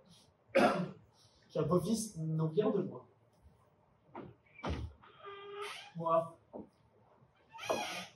Moi j'existe, moi, malgré toutes vos histoires. Vous avez parlé tout à l'heure de la merveilleuse simplicité de ma vie d'amnésique.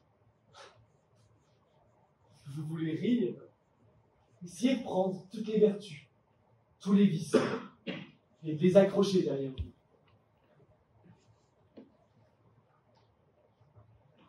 Ton lot va être beaucoup plus simple si tu acceptes de m'écouter. Je t'offre une succession chargée, certes, mais qui te paraîtra légère puisqu'elle va te délivrer de toutes les autres. Veux-tu m'écouter? Je vous écoute. Eh bien, je ne t'ai jamais vu nu, n'est-ce pas? Tu as une cicatrice, une minuscule cicatrice, à 2 cm sous l'omoplate gauche. Aucun des médecins qui ne t'a examiné n'a vu, j'en suis sûre. C'est un coup d'épingle à chapeau. Dire qu'on était affublés en 1915. Je te l'ai donné un jour où j'ai cru que tu m'avais trompé.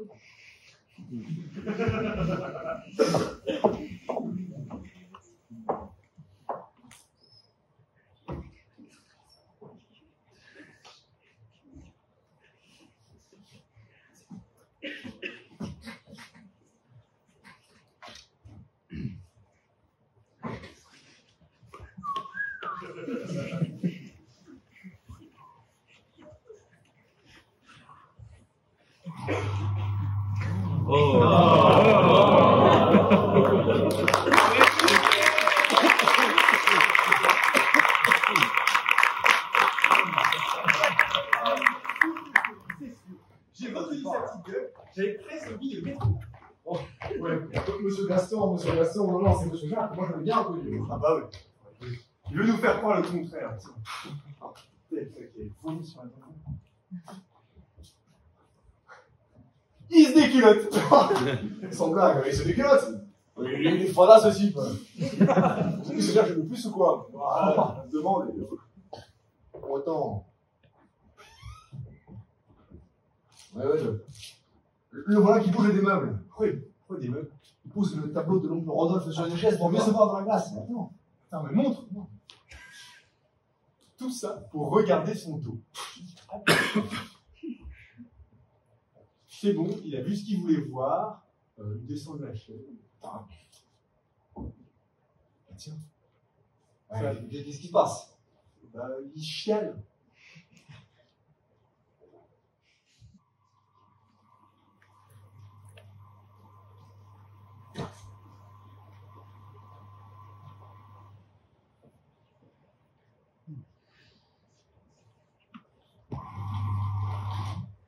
C'est bien. Nous les mettons également autour du lit, Madame la Duchesse. Oui, autour du lit, quand on ouvre les yeux, il les voit tous en même temps. Si seulement la vue de ces petites bêtes peut le faire revenir à lui, Cela peut le frapper beaucoup. Oh, il aimait tant les traquer, vous savez. Il montait à des arbres, à des hauteurs vertigineuses pour y déposer de la glu. Mettez-le sur l'oreiller, tout près de lui. Sur l'oreiller, oui, sur l'oreiller. Madame la Duchesse ne craint-elle pas que monsieur ait peur en se réveillant de voir cette bestiole si près de son visage? Excellente la peur dans son cœur, excellente. Madame, je ne vous cache pas que je suis dévorée d'inquiétude. Je suis parvenue à calmer ces gens hier soir en leur disant que Puspard et mon petit Albert seraient ici ce matin à la première heure, mais qui sait si nous parviendrons à nous en débarrasser sans dégâts. Les familles prétendantes de monsieur Gaston viennent d'arriver, Madame la Duchesse. Vous voyez, je leur ai dit 9h et il est 9h moins 5. Ce sont des gens que rien ne fera céder. Ils sont autant qu'hier, j'imagine. Oui, c'est bien une idée de paysans de venir en groupe pour mieux se défendre. Eh bien, ils sont davantage. 3 de plus, mais ensemble. Il y a un homme de bonne apparence, un petit garçon et une gouvernante. Une gouvernante? Quel genre de gouvernante? Oh. Anglais, Madame la Duchesse. Ce sont les panneaux sales, des gens que je crois charmants. C'est la branche anglaise de la famille qui réclame Gaston. Comme c'est touchant, n'est-ce pas, de venir d'aussi loin pour récupérer l'un des siens. Ces gens-là ne vont pas nous reprendre chaque avant qu'il n'ait parlé, n'est-ce pas, madame? N'ayez crainte. L'épreuve a commencé par vous, et qu'il le veuille ou non, nous serons bien obligés de la terminer régulièrement. Le petit Albert a été très ferme sur ce point-là. Mais il n'empêche que nous sommes obligés à beaucoup de diplomatie pour éviter le moindre scandale. Scandale? J'ai l'impression que vous exagérez l'ampleur, madame. Détrompez-vous! La presse de gauche vient de je le sais, j'ai vu ces gens vont bondir sur des calomnies comme des molosses sur une charogne. Et cela, quel que soit mon désir de voir Gaston entrer dans une famille charmante, je ne peux me le permettre. Comme vous êtes mère, je suis tendre, avant tout. Mais cela n'empêche pas en fait que j'ai le cœur brisé comme vous par tout ce que cette épreuve a de douloureux, de torturant. Oui. Mais comme c'est charmant, cette peau de sanglier, comment ça fait-il que nous n'ayons pas pensé à en faire des manteaux? Ça doit être trop rêche. Ah oui, sûrement. Attention, monsieur a bougé. Ne nous montrons pas, ouvrez ces persiennes.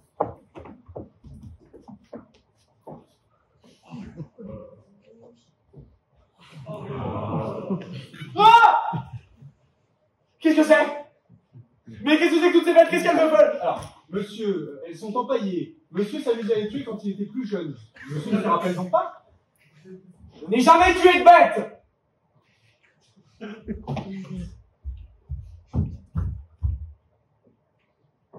Comment les prenait-il? Monsieur se rappelle des pièges en acier que monsieur recherchait longuement dans le catalogue des arts ici que de la manufacture de Saint-Étienne. Oh, parfois monsieur utilisait de la glu. Il n'était pas encore mort quand il les trouvait? Le plus souvent, non. Monsieur les achevait avec son couteau. Monsieur était d'ailleurs très adroit pour ça. Qu'est-ce que l'on peut faire pour des animaux morts? Quelle caresse sur ces peaux tendues, séchées. J'irai jeter des noisettes et des morceaux de pain à des écureuils, tous les jours. Je défendrai partout où la terre m'appartiendra que la plus légère peine soit faite aux belettes. Mais comment consolerai-je celles-ci de la longue nuit qu'elles ont passée, où elles ont eu peur et mal sans comprendre, leurs pattes retenues dans cette mâchoire immobile? Il ne faut pas que monsieur se fasse tant de peine. Regarde les petites bestioles. Maintenant, c'est passé. C'est passé. Et même si j'étais assez puissant à présent pour rendre à jamais la race des petits animaux des bois heureux, vous l'avez dit, c'est passé. Pourquoi n'ai-je pas la même robe de chambre qu'hier soir? Celle-ci est également à monsieur. Madame la Duchesse m'a conseillé de vous les faire essayer toutes pour savoir si une vous conviendrait. Et vous la reconnaîtriez. Qu'est-ce qu'il y a dans les poches de celle-là? Des souvenirs encore? Alors, Comme hier? non, cette fois-ci c'est du Doliprane.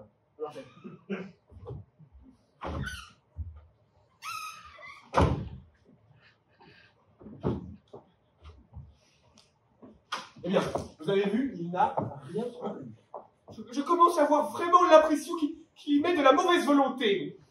Songez, madame, que si c'était que cela, je lui parlerais avec beaucoup de sérénité, mais j'ai malheureusement peur que ce ne soit plus grave. Eh bien, il s'est réveillé? Notre petite conspiration n'a rien donné. Il a eu l'air péniblement surpris de voir ces pauvres bestioles, rien de plus. Est-ce que vous pouvez nous laisser un moment? J'aimerais essayer de lui parler. Puisses-tu réussir, Georges? Puisses-tu réussir? Moi, je commence à perdre espoir, vois-tu? Il ne faut pas, voyons, maman, il ne faut pas. Il faut espérer contre l'évidence même, au contraire. Tu veux que je te dise? J'ai l'impression qu'il me parle, mais comme autrefois, moi. Puisqu'il ne t'a même pas reconnu. Il avait un si mauvais caractère, amnésique ou non, pourquoi faut-il qu'il ait perdu? Je trouve que vous exagérez son animosité contre vous, madame. Je n'ai pas de conseils à vous donner, mais je voulais vous dire que je trouve votre façon d'agir un peu trop froide. Vous êtes sa mère, que diable! Soyez pathétique! Jetez-vous à ses pieds! Pleurez! Criez! Madame, mon souhait le plus cher est de voir Jacques revenir parmi nous. Mais alors, je ne saurais vraiment en arriver jusque-là. Pas après ce qu'il m'a dit. C'est dommage. Je suis sûre que cela le toucherait beaucoup. Si l'on tentait de m'enlever mon petit Albert, je sens que je deviendrais redoutable comme une bête sauvage. Songez que lorsqu'on l'a refusé à son bachot, je me suis pendue à la barbe du doyen de la faculté. Oui, ça c'est vrai. Je peux te parler, Jacques? Qui est là encore? J'avais demandé à ce que personne ne vienne. Je peux donc même pas me laver sans qu'on me harcèle de questions, sans qu'on me flanque des souvenirs sous le nez. Monsieur est dans son bain, monsieur. C'est monsieur, monsieur. Ah, c'est vous. Laissez-nous un instant, Victor, il faut vraiment que je parle. Je comprends bien que nous t'ennuyons avec toutes nos histoires, Jacques, mais ce que j'ai à te dire est vraiment important, alors si tu le veux bien. Quelle saleté avez-vous encore trouvé dans le passé de votre frère pour me la coller sur les épaules? Non, pas une saleté, une réflexion. Une réflexion que je voudrais te communiquer, si tu le souhaites bien. Tu vois, Jacques, sous prétexte qu'on est un gentilhomme, qu'on l'a toujours été et qu'on n'a rien fait de mal, ce qui n'est pas si compliqué au fond pour certains, on se croit tout permis. On parle aux autres de notre sérénité, on fait des reproches, on se plaint. Tu ne m'en veux pas trop pour hier? De quoi? De l'histoire que je t'ai racontée en exagérant, en me posant en victime. De l'espèce de petit chantage que je t'ai fait avec ma pauvre histoire. Attends! Laisse-moi finir si tu le veux bien, je préfère. Si j'étais face à moi, je vais reprendre mes airs de frère et je n'en sortirai pas. Tu vois, j'ai bien réfléchi cette nuit, Jacques. Ce qui est arrivé est horrible, c'est sûr, mais vous étiez si petits après tout. Et puis, à Dina, avant notre mariage, c'était plutôt avec toi qu'elle aimait se balader. Vous aimiez peut-être déjà d'ailleurs, comme deux gosses qui n'y peuvent rien. Moi, je suis arrivé avec mes gros sabots, ma situation, j'ai joué les fiancés sérieux, alors forcément, sa tante a dû la pousser à m'accepter. Enfin, tout ce que je me suis dit ce soir, Jacques, c'est que les reproches que je t'avais faits, je n'avais pas le droit de te les faire. Alors voilà, je les enlève tous, là. Comment avez-vous pu aimer à ce point cette petite fripouille, cette petite brûlure? C'est mon frère. Il n'a rien fait comme un frère. Il vous a trompé, il vous a volé. Vous auriez haï votre meilleur ami s'il avait agi de la sorte. Un meilleur ami, ce n'est pas la même chose. C'était mon frère. Et puis, quand pouvez-vous souhaiter le voir revenir? Enfin, même vieilli, même changé, entre votre femme et vous? Quand bien même ça aurait été un assassin, il fait partie de la famille. Sa place est dans la famille. Il fait partie de la famille. Sa place est dans la famille, comme c'est simple. Il se croyait bon et il ne l'est pas. Honnête, il ne l'est guère. Seul le monde est libre, en dépit des murs de l'asile. Le monde est peuplé d'êtres qui il a donné des gages et qui l'attendent. Et ses plus humbles gestes doivent être que des prolongements de gestes anciens. Comme c'est ça. Pourquoi êtes-vous venu me raconter votre histoire par-dessus le marché? Pourquoi êtes-vous venu me jeter votre affection au visage? Pour que ce soit plus simple encore? Sans doute. Vous avez gagné. Je ne te comprends pas, Jacques. Je suis venu péniblement, malgré toi, tu le comprends bien, pour te donner un peu de chaleur dans ce grand vide que tu as dû croiser depuis ton retour. Ce vide, cette solitude, ce n'était pas ma pire ennemie. Tu as peut-être croisé des regards de domestiques, mais il ne faut pas que tu crois que tu ne t'es pas aimé, Jacques. Maman, et puis surtout moi, Jacques, je t'aimais bien. Mais à part vous, Que veux-tu? Valentine, sans doute. elle a été amoureuse de moi, c'est pas la même chose. Il n'y a que vous. Oui, peut-être. Pourquoi? Je ne peux pas arriver à comprendre pourquoi. Je n'ai jamais rêvé d'un ami assez petit pour que tu puisses le balader dans la main. Et toi qui aimes tant l'amitié, quelle aubaine! Un ami assez jeune pour qu'il doive obtenir de toi les secrets des premières lettres de l'alphabet, des premiers coups de pédale sur un vélo ou bien des premières brasses dans la mer. Un ami assez faible pour qu'il ait toujours besoin de toi pour le protéger. J'ai été tout petit quand votre père est mort. Tu avais 2 ans. Et vous? J'en avais 14.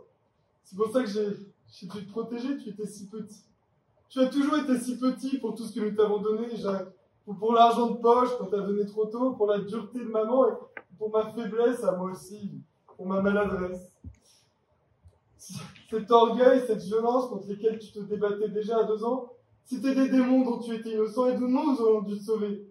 À la place, nous t'avons laissé, nous t'avons accusé, nous t'avons laissé partir sur le quai de la gare avec ton fusil, tes 2 musettes et ta boîte à gants. Tu devais être un si petit soldat sur le quai de la gare. J'imagine que ceux qui avaient de grosses moustaches et l'air terribles étaient de tout petits soldats eux aussi, à qui on allait demander quelque chose au-dessus de leur faute. Mais toi, tu avais 18 ans, Jacques! Et la première chose qu'on allait exiger de toi après appeler longuement, c'était que tu me nettoies les tranchées avec un couteau de cuisine! Et après, donner la mort, ça me paraît une excellente prise de contact avec la vie pour un jeune homme. Madame la Duchesse réclame Monsieur Gaston dans le grand salon des Monsieur après. Excusez-moi, je dois m'en aller. S'il vous plaît, ne le haïssez pas trop, ce Jacques. Moi, je pense surtout que c'était un enfant un peu perdu.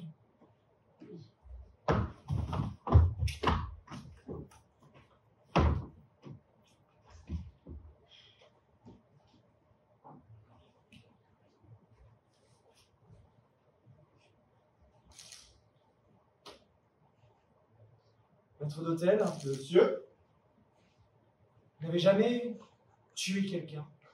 monsieur est-il plaisant? Sachez que je ne serai pas au service de madame si j'avais tué quelqu'un. Même pendant la guerre, un brusque tête-à-tête en sautant dans un abri lors de la seconde vague d'assaut? Eh bien, je dois dire que pendant la guerre, je travaillais en tant que caporal d'Aguillon, et qu'à l'intendance, nous avions assez peu de chance. Vous avez de la chance, maître d'hôtel. Parce que c'est une épouvantable sensation d'être en train de tuer quelqu'un. Ah bah j'imagine, surtout pour la victime d'ailleurs. Vous trompez, maître d'hôtel. Tout est affaire d'imagination. Et la victime a souvent beaucoup moins d'imagination que l'assassin. Mais parfois, qu'une ombre dans un songe de l'assassin. Eh bien dans ce cas-là, je veux bien entendre qu'elle souffre un peu. L'assassin, lui, en revanche, a le privilège des 2 souffrances. Vous aimez vivre, maître d'hôtel? Bah oui, comme tout un chacun. Imaginez que, pour vivre, il vous faille plonger dans le néant un jeune homme. Un jeune homme de 18 ans, une petite fripouille, petite brute, mais enfin au fond, un pauvre petit. Vous serez libre, maître d'hôtel. L'homme le plus libre du monde. Mais pour être libre, il vous faut laisser ce cadavre innocent derrière vous. Qu'allez-vous faire? Eh bien, je dois avouer, monsieur, que je n'y avais pas réfléchi. Mais, à en croire les romans policiers, il ne faut pas laisser ce cadavre derrière soi. Si personne, alors l'assassin ne peut voir le cadavre.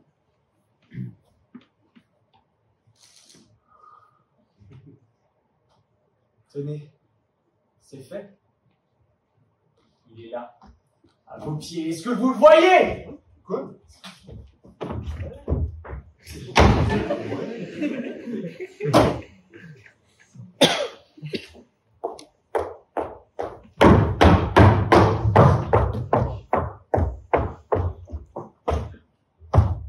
Que me dit Georges? Tu ne leur as rien dit encore?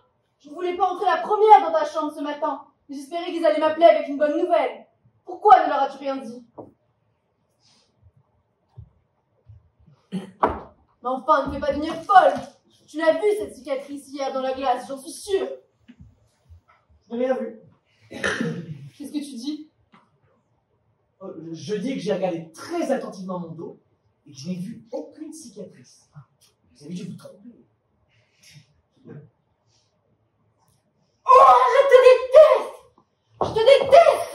Je crois que cela vaut mieux. Est-ce que tu te rends compte seulement de ce que tu es en train de faire? Oui, je suis en train de refuser mon passé et ses personnages. Moi y compris. Vous avez beau être ma famille, mes amours, ma véridique histoire, oui, mais seulement voilà. Vous ne me plaisez pas. Je vous refuse. Mais tu es fou! Tu es un monstre! On ne peut pas refuser son passé! On ne peut pas se refuser soi-même! Je suis sans doute le seul homme, il est vrai, auquel le destin aura donné la possibilité de réaliser ce rêve de chacun. Je suis un homme, mais je peux être, si je le veux, aussi frais qu'un enfant. C'est un privilège dont il serait criminel de ne pas user. Je vous refuse. Je n'ai déjà depuis hier que trop à oublier sur mon compte. Et mon amour à moi, qu'est-ce que tu en fais? Lui non plus, tu n'as pas la curiosité de le connaître? Et je ne vois de lui en ce moment que la haine de vos yeux. C'est un visage de l'amour dont seul un amnésique peut s'étonner. Enfin, il est bien commode, je ne veux pas en voir un autre. Je suis un amant qui ne connaît pas l'amour de sa maîtresse.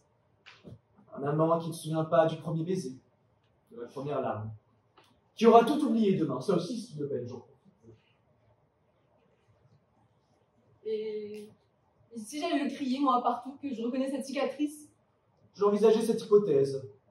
Point de vue amour, je crois que l'ancienne Valentine l'aurait déjà fait. C'est un signe assez consolant.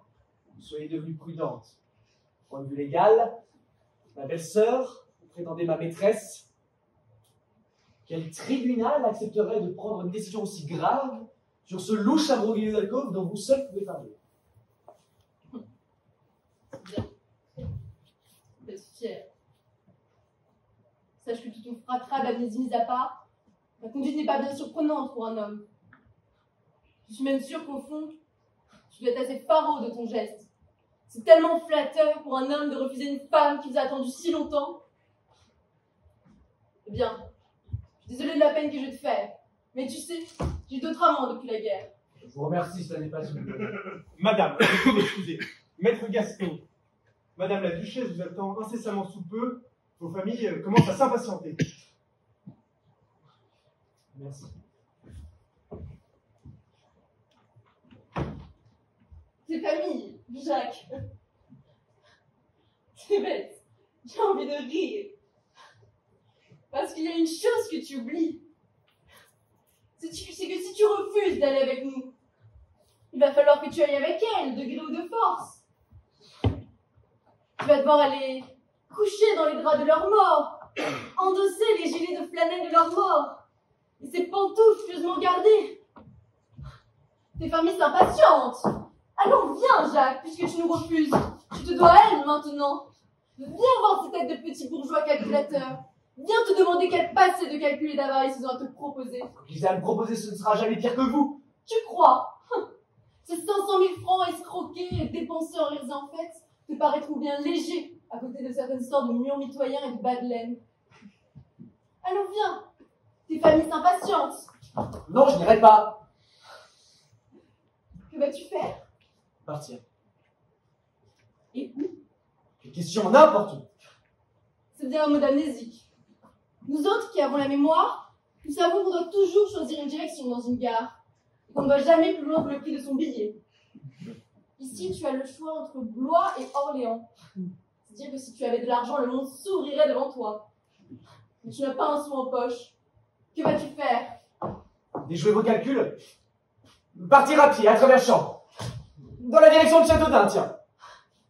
Tu te crois donc si libre maintenant que tu te débarrasses de nous? Mais pour les gendarmes, tu n'es qu'un fou échappé de l'asile. On t'arrêtera. Je serai loin, je marche très vite. Crois-tu que je ne sonnerais pas l'alarme si tu faisais un pas hors de cette chambre? Cette fenêtre est beaucoup trop haute, tu es ridicule. Ce n'est pas une solution. Puis, tu te débarrasseras peut-être de nous, mais pas de cette habitude de faire passer les pensées une à une devant tes yeux. Même si tu me tuais pour gagner une heure de fuite, tu serais pris. Et puis, ce n'est pas que moi qui te traque et veut te garder, mais toutes les femmes, tous les hommes, jusqu'aux morts bien pensants qui sentent obscurément que tu essaies de leur griller la politesse. On n'échappe pas à tant de monde, Jacques. Que tu le veuilles ou non, il faudra que tu appartiennes à quelqu'un ou que tu retournes dans ton asile. Eh bien, je retournerai dans mon asile. J'étais lingette toute une journée dans ton asile. Tu t'y es vu, bêchant bucoliquement des salades peut-être. Mais surtout, faisant la vaisselle, vidant les pots de chambre, bousculé par des infirmiers à qui tu quémandais une pincée de tabac. Tu fais le fier avec nous, tu nous railles, tu nous parles mal, mais sans nous, tu n'es qu'un petit garçon impuissant. Tu dois demander la permission pour sortir et se cacher dans les cabinets pour fumer. Mais allez-vous-en! C'est bon, vous avez joué votre rôle. Et puis le moindre petit espoir.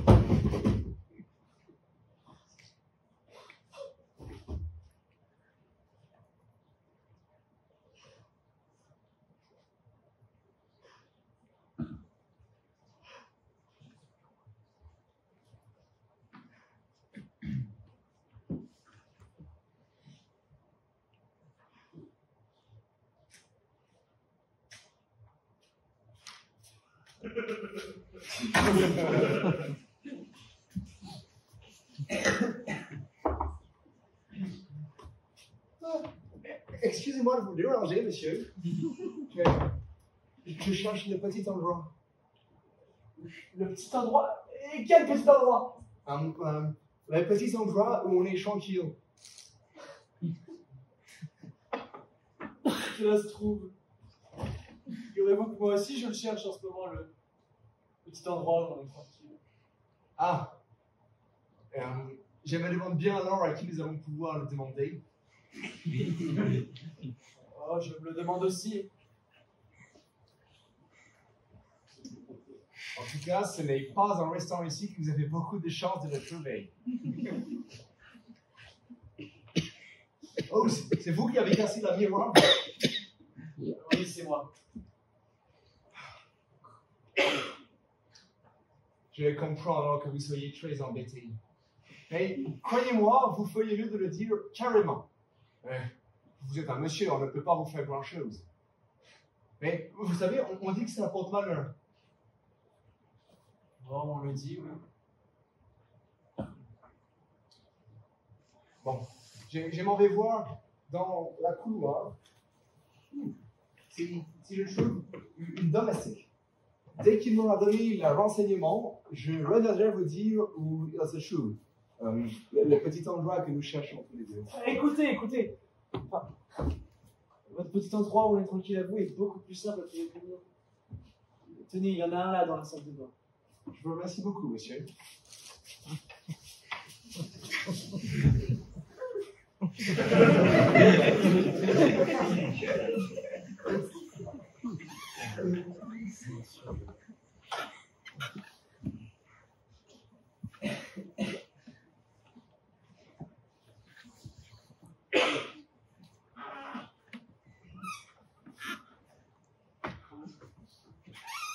Maintenant, il faut que je retourne à un salon avec les autres. C'est par là? Oui, c'est par là. Vous êtes avec les autres familles? Oui, monsieur. C'est plein de gens de toute la cabine qui viennent d'un peu partout pour essayer de reconnaître une amnésique de la guerre. Moi aussi, je viens pour cela. Nous avons fait précipitamment un voyage dans avion, parce qu'il paraît qu'il y a manœuvre sous roche. Enfin, moi, je n'ai pas très bien compris. Il faudra demander à la Uncle Job. À quelle famille appartenez-vous? Maidensay. Maidensay. Ah, Madame Salle, les Anglais. Je vois très bien le dossier. Degré de parenté, oncle. C'est même moi qui ai recopié l'étiquette. Il doit y avoir un oncle chez les Maidensay. Ah oui, oui, monsieur. L'oncle Job. Eh bien, si j'ai un conseil à donner à l'oncle Job, ça va lui dire de ne pas avoir trop d'espoir au sujet de son neveu. Et pourquoi me dites-vous cela, monsieur? Parce qu'il y a beaucoup de chances pour que le neveu en question ne reconnaisse jamais l'oncle Job. Il n'y a aucune raison pour qu'il le reconnaisse, monsieur. Ce n'est pas la Uncle Job qui a perdu sa neveu. Ah, il y a un autre oncle, Madame Seg?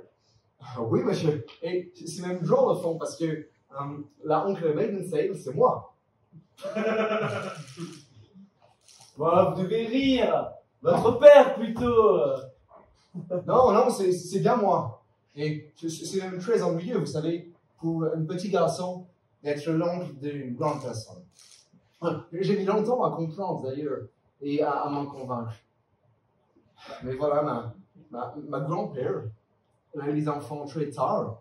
Et donc, voilà, ça s'est fait comme cela. Je suis né 26 ans après ma neveu. Alors c'est vous, l'oncle Maidensay. Oui, mais faut pas me regarder comme cela, moi je ne peux rien. Mais l'oncle Job dont vous parliez. Oh, c'est simplement une vieille amie de papa qui est mon avocat pour toutes mes affaires de succession. Succession? Yes. Mais c'est pas comme cela, mais très difficile de l'appeler cher maître. Je l'appelle simplement Oncle Job. Pourquoi êtes-vous le seul à représenter votre famille? Oh, c'est à la suite d'une épouvantable catastrophe. Ah. Vous avez entendu parler du naufrage du Neptunia?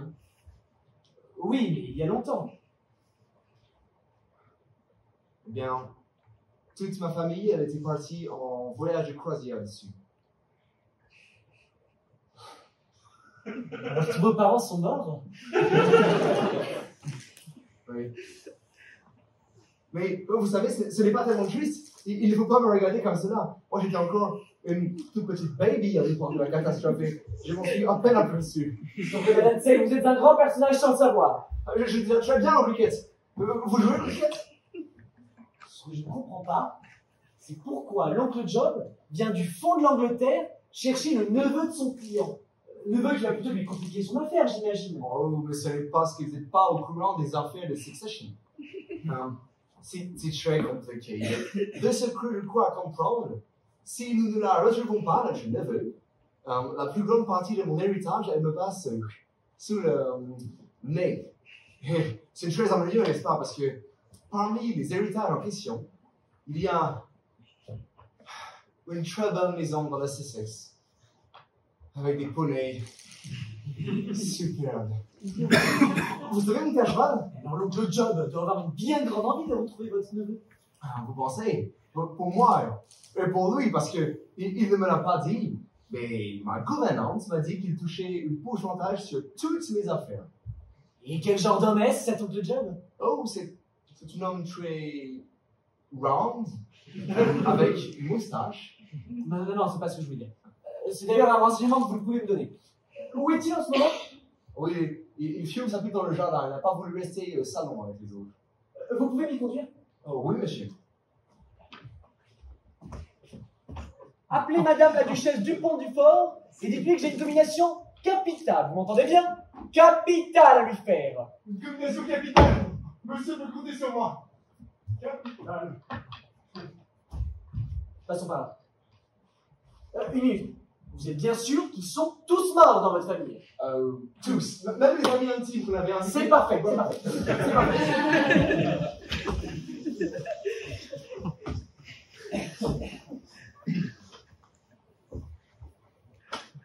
Comment il veut me voir? Mais il ne sait donc pas que je l'attends moi-même depuis plus d'un quart d'heure? Les obligations, vous avez dit? Capitale. Eh bien, où est-il?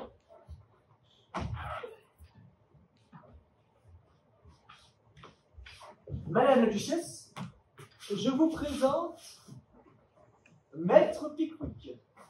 Sonnez ce que la famille. Donc voici les que présente. Maître Pickwick m'avait part d'une chose absolument troublante. Il prétend que le neveu de son client possédait à 2 cm sur le menton gauche une légère cicatrice qui n'était connue de personne. C'est une lettre retrouvée par hasard dans un livre qui en a dernièrement fait voler.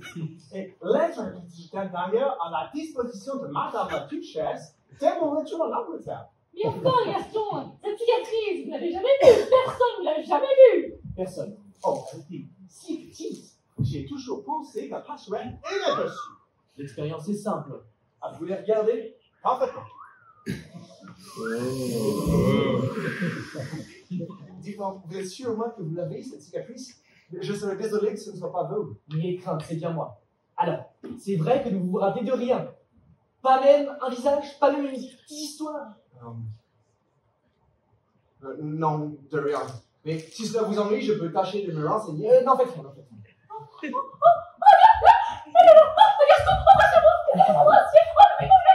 Oh là, voilà! Je n'y crois pas. Moi non plus, je n'y crois pas. Je vais appeler pour ton groupe de ce famille. Mais monsieur pas dans la salle. Il y a quelque chose dont j'aimerais discuter avec vous. C'est-à-dire la salutation que mon neveu vous a fait. Vous avez dit Foudriquet. Cela vous ramène désormais votre passé? Ne dites rien à personne. C'est lui que j'appelais ainsi. French. Je vous en veux pas. Je comprends désormais que c'était de l'humour anglais. Oui-même. Mais enfin, pour faire nous quel coup épouvantable. Vous n'avez rien à leur dire? Non, rien à... Enfin, si. Vous direz à Georges Renaud que l'ombre légère de son frère dort quelque part dans une fosse commune en Allemagne. Qu'il n'a jamais été qu'un enfant de tous les pardons, un enfant qu'il peut aimer sans crainte à présent. De ne jamais rien lire de laid sur son visage d'homme. Et maintenant, laissez-moi seul avec ma famille. Il faut que nous confrontions nos souvenirs. I fell asleep beneath the flowers for a combination.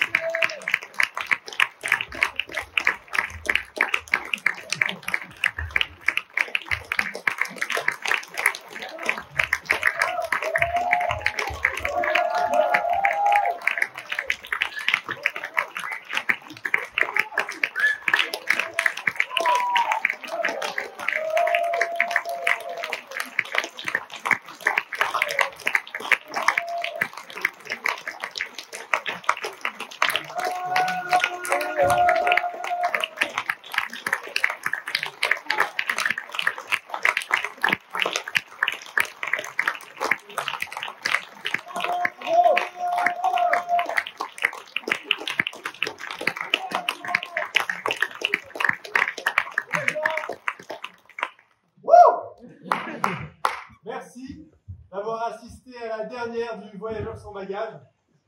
J'ai plein de remerciements à faire, notamment à notre club, le Gueule des Bois. N'hésitez pas à voir toutes les prochaines pièces, notamment 8 femmes dans 2 semaines. Ensuite, merci évidemment au BDA, notre asso maire. Merci infiniment à Hugues de Ruffray pour la capta photo et vidéo. Voilà, merci beaucoup. Merci beaucoup à la régie qui a géré.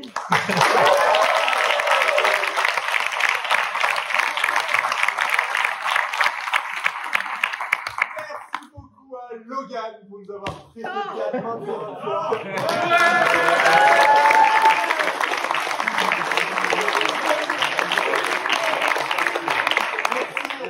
Participer à la pièce en prêtant des costumes, des décors, des livres, tout ce qui nous a pu nous aider à construire. Merci.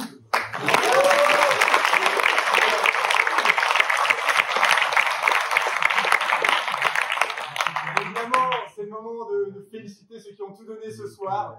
Rita Ouvrel.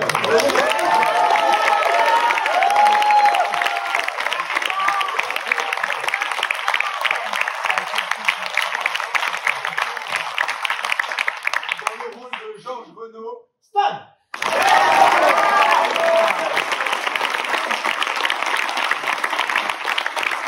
Dans le rôle du maître d'hôtel, de Pickwick, non, du petit garçon, et de maître Uspar.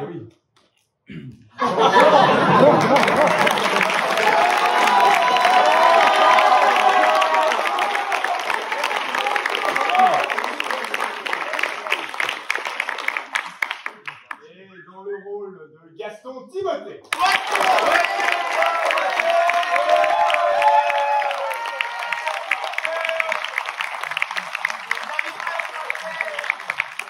le rôle de Madame Renaud et du chauffeur, Jean. Et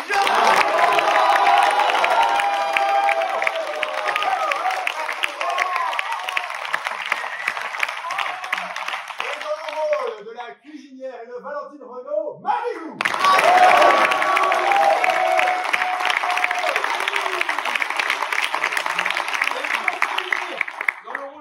Pickwick et du maître d'hôtel, je veux un tonnerre d'applaudissements pour Comme qui a assisté la mise en scène.